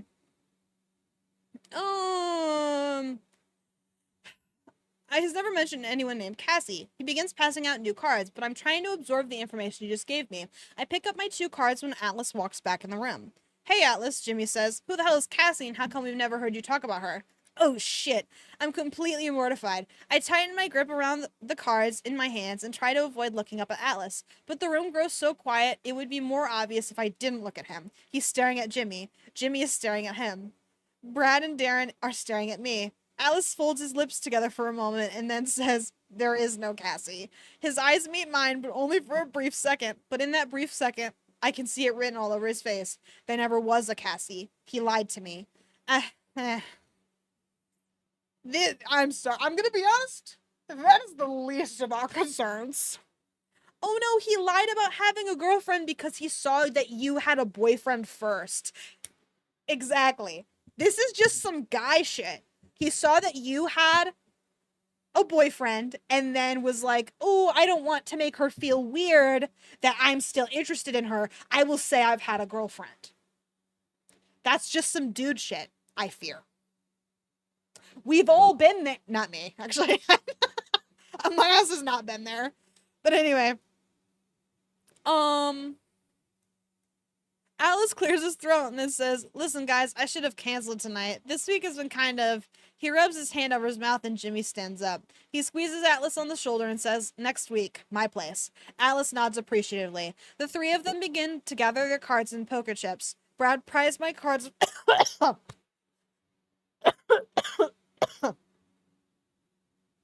Sorry, what the fuck? Brad pries my cards from my fingers apologetically because I'm unable to move as I clutch them tightly. It was lovely meeting you, Lily, Brad says. I somehow find the strength to smile and stand up. I give them all hugs goodbye. Not me. And after the front door closes behind them, it's just me and Alice in the room. And no Cassie. Cassie's never even been in this room because Cassie doesn't exist. What the hell? Alice hasn't moved from his spot near the table. Neither have I. He is standing firm with his arms folded across his chest. His head is slightly tilted down, but his eyes are boring into me from across the table. Why would he lie to me? Ryle and I weren't even an official couple yet when I ran into Alice at the restaurant the first time. Hell, if Alice had given me any reason to believe there was a chance between us that night, I know... Her ass is lying, by the way. No fucking shot that she'd swap. Are you crazy? Hell, if Alice had even given me any reason to believe there was a chance between us that night, I know without a doubt I would have chosen him over Ryle. I barely even knew Ryle at that point. But Alice didn't say anything. He lied to me. Dude, come on, dog. We know I would. So true. Love you, Atlas. You can't. Okay, don't fucking. Okay. Please don't blame him or be weird. Challenge impossible difficulty. Okay. But Atlas didn't say anything. He lied to me and told me he'd been in a relationship for an entire year. Why? Why would he do that unless he didn't want me to think I had a chance with him? Maybe I've been wrong all this time. Maybe he never even loved me to begin. Oh god. He never even loved me to begin with. He knew that inventing this Cassie person would keep me away from him for good. Yet here I am, crashing at his house, interacting with his friends, eating his food, using his shower. I can feel the tears begin to sting my eyes, and the last thing I want to is to stand in front of him and cry right now. I walk around the table and rush past him. I don't make it far when he grabs my hands. Wait. Girl, y'all were together for a year and it...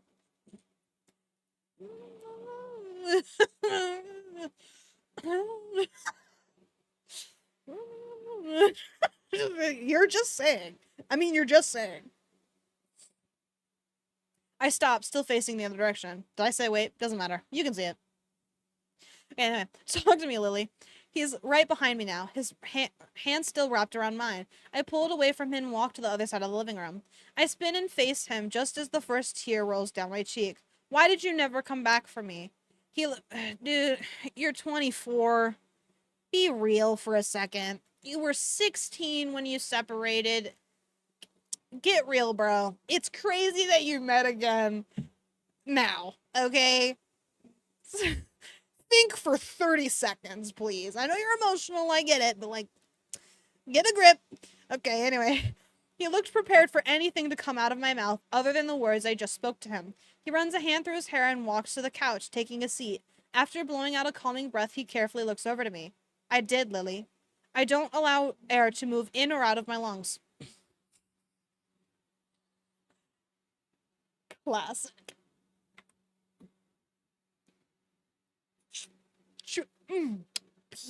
Beautiful.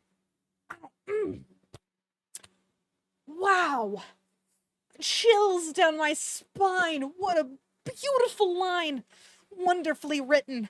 I loved reading it. I'm gonna get it tattooed as a tramp stamp. It was so beautiful. Yes. Okay. I stand completely still, processing his answer. He came back for me? He folds his hands together in front of him. When I got out of the Marines the first time, I went back to Maine hoping to find you.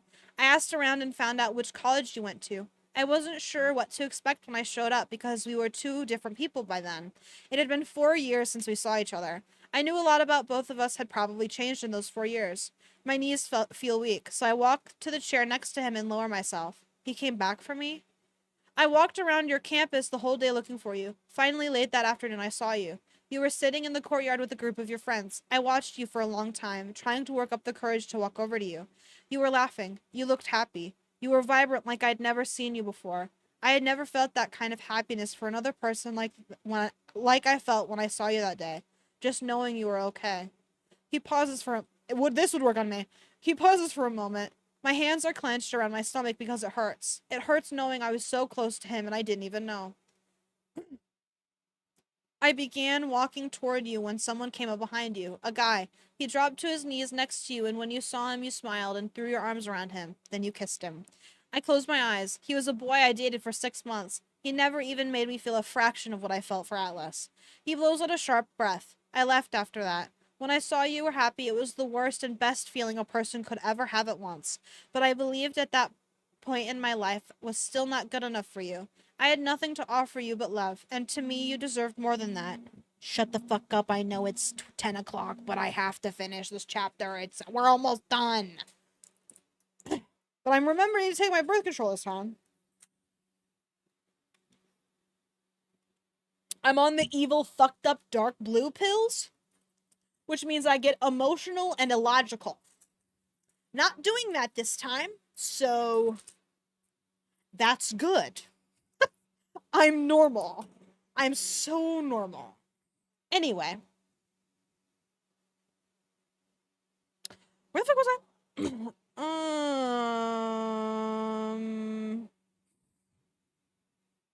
Okay, but I believed at that point that my life was still not good enough for you. I had nothing to offer you but love, and to me you deserved more than that. The next day I signed up for another tour in the Marines, and now he tosses his hand up lazily in the air like nothing about his life is impressive. I bury my head in my hands to take a moment. I quietly grieve what could have been, what is, what wasn't. My fingers move to the tattoo on my shoulder. I begin to wonder if I'll ever be able to fill in that hole now. It makes me wonder if Atlas ever feels like I felt when I got this tattoo. Like all the air is being let out of his heart. I still don't understand why he lied to me after running into me at his restaurant. If he really felt the things I felt for him, why would he make something like that up? Why did you lie about having a girlfriend? He rubs a hand over his face, and I can already see the regret before I even hear it in his voice. I said that because you looked happy that night. When I saw you telling him goodbye, it hurt like hell, but at the same time, I was relieved that you seemed to be in a really good place. I didn't want you to worry about me, and I don't know, maybe I was a little jealous. I don't know, Lily. I regretted lying to you as soon as I did it. My hand goes to my mouth. My mind starts to race just as fast as my heart is racing. You can't say that shit twice. Be real. I instantly start thinking about the what ifs. What if he would have been honest with me, told me how he'd felt? Where would we be now? I want to ask him why he did it, why he didn't fight for me, but I don't have to ask him because I already know the answer. He thought he was giving me what I wanted, because all he's ever wanted for me was happiness. Happy chat cringe. It's been a while since we've seen one. And for some reason, he's never felt I could get that with him. Considerate Atlas. The more I think about it, the more difficult it becomes to breathe. I think about Atlas, Ryle, tonight, 2 nights ago. It's too much. I stand up and make my way back to the guest bedroom. I pick up my phone and grab my purse and go to the living room. Atlas hasn't moved. Ryle left for England today, I say. I think I should probably go home now. Can you drive me? A sadness enters his eye. What the fuck? It's clear you guys still like each other. And I don't get this shit, okay? If you fucking like each other, give it another go. Alright? It's not gonna kill you. I think directly after this whole Ryle situation, it's probably not your greatest move. Just talk about it and then be like, maybe we can be friends for a while and see where we go. But I still have feelings for you. You still have feelings for me. Let's just be open and honest about it while we figure it out together. Jesus fucking Christ. I'll kill myself. A sadness enters his eyes, and when it does, I know that leaving is the right thing to do. Neither of us has closure. I'm not sure we'll ever get it. What? You can just fucking talk to each other. What are you talking about? I hate it here, man. This is stupid. What the fuck? Whatever. Whatever. No, it's fine. It's fucking fine, actually. I don't care. I don't care at all. This is good, actually. So true.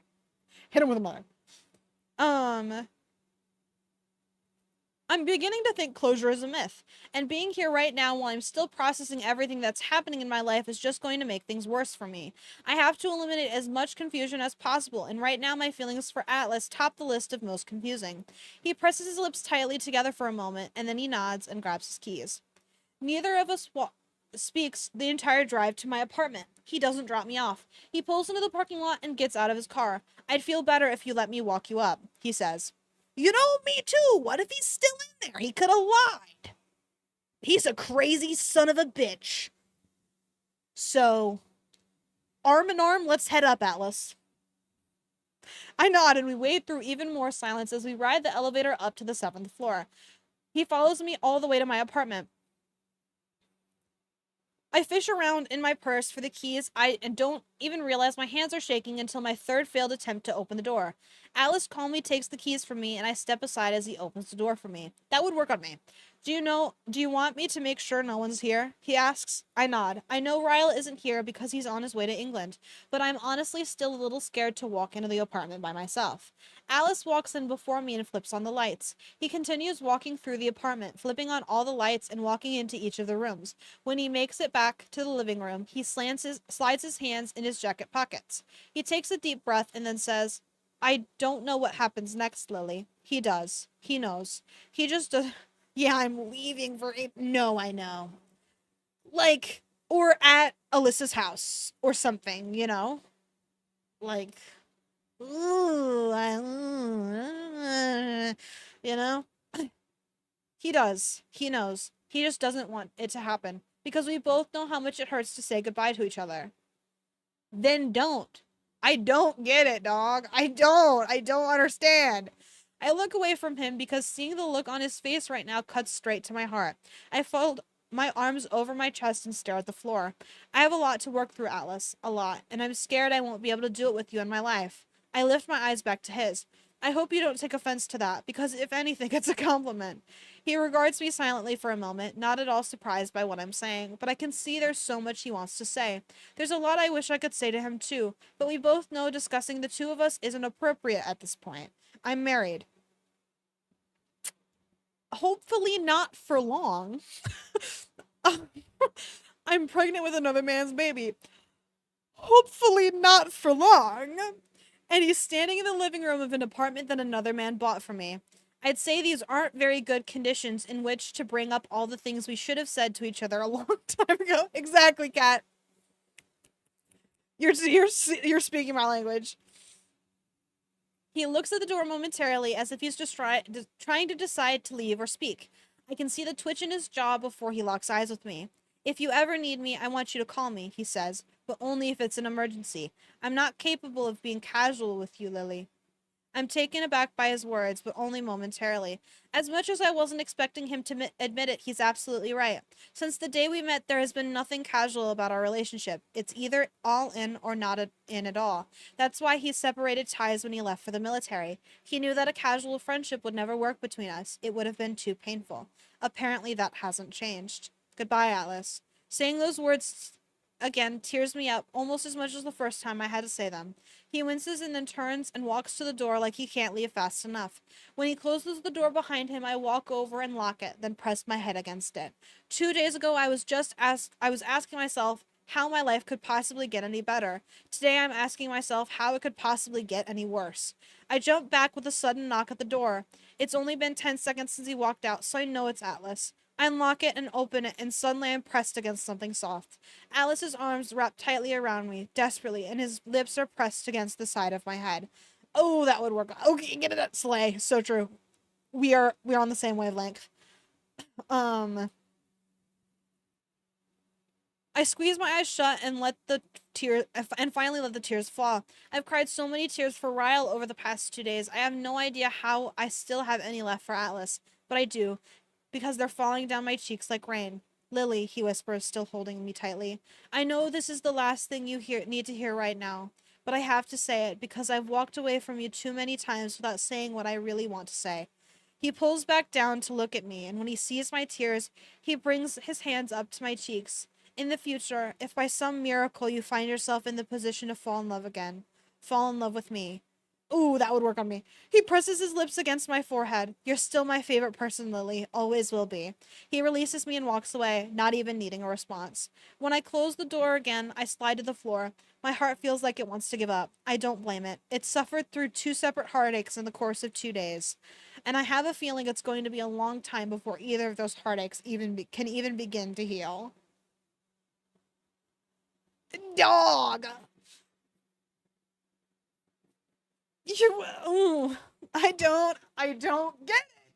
I don't get it. I don't understand. Just kick it. Just hang out for a while. You clearly care about each other. He's clearly a nice guy.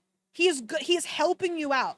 He is getting you through this extremely rough situation. He is the perfect. Okay. He he is strong and capable. So if Ryle comes to bother you, he could kill him. He could fucking kill him. I don't understand. I don't, just that, exactly. That's my boy right there. Trilla gets it. I just, I don't understand. There's something not happening for me, personally, to connect those dots. Those, never doubted Alex for a minute. I have, just because men scary. Man bad mean every man bad. If you think about it, that's how it goes, but not literally, but like if I was going through an abusive situation, I'd be like, all men bad. Except at, no, I'm just kidding. Alright, maybe I do get it. But she's not looking at it that way. She's not like all men bad because she was like, let's hang out with 3 strangers for a few. Let's get to know these guys. Huh? It's true. Slay. Feminist Trilla. You love to see it. Anyway. Oh, yeah. Okay. I remembered. Okay. So, we can, now that we're done reading, I will look for somebody to raid, and I will be so not lazy about it. I swear to God. I'm gonna find someone so hard. I've forgotten every game I've ever loved. Let's see if there's any Hello Kitty people. I don't want to be spoiled, but it's who gives it. It's Momo's life. Who? Oh.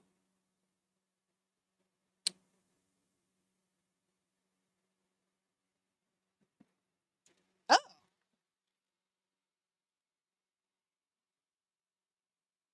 Did he change his shit? This was Struggle Book before, wasn't it? Or am I stupid?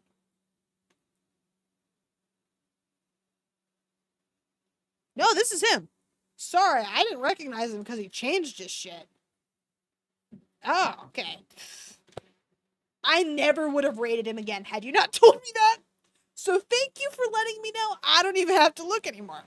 Glad we can like revisit. Cause oof.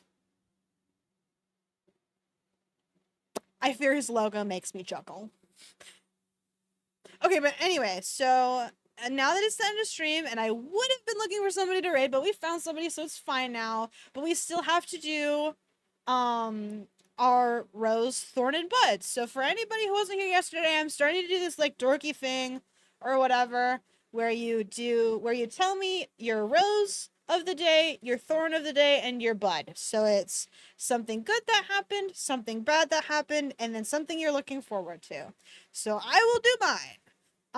My rose is that I got my final project for my shitty ass shapes class figured out, and so I will be able to comfortably work on that and nothing else for the next few weeks, and then I'll be done with that fuck ass class. Thank God.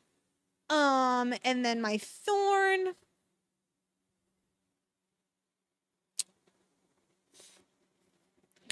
Another rose, I had pizza at work. They had a party in the room next door, and they were like, come over for pizza. And I was like, for free? I think I will. So I did. Because they were doing like a March Madness thing. So, and then my thorn, I guess, is I had to think thoughts. I had to have feelings.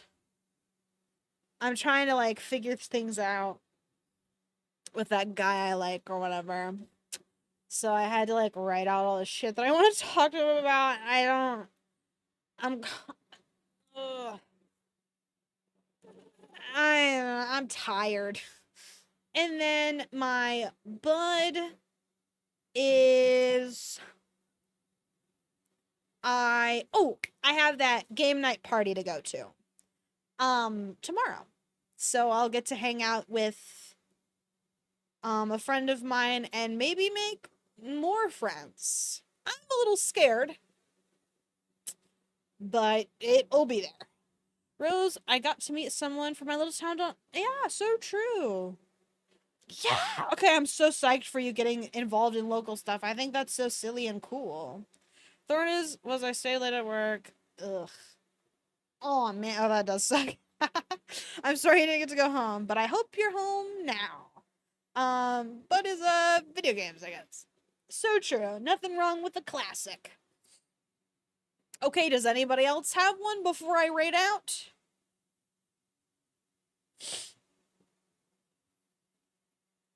He's playing Scarlet and Violet, or which looks like it's Violet, but it says that in the no, I'm sorry. Is it both? Rose is a good day at work. So true. Is I don't know, to be honest, not much. That's good. Glad there was nothing negative. And Bud is reading and sleep. So true. Okay. Anybody else? Final call for your little journaling. Journaling with me.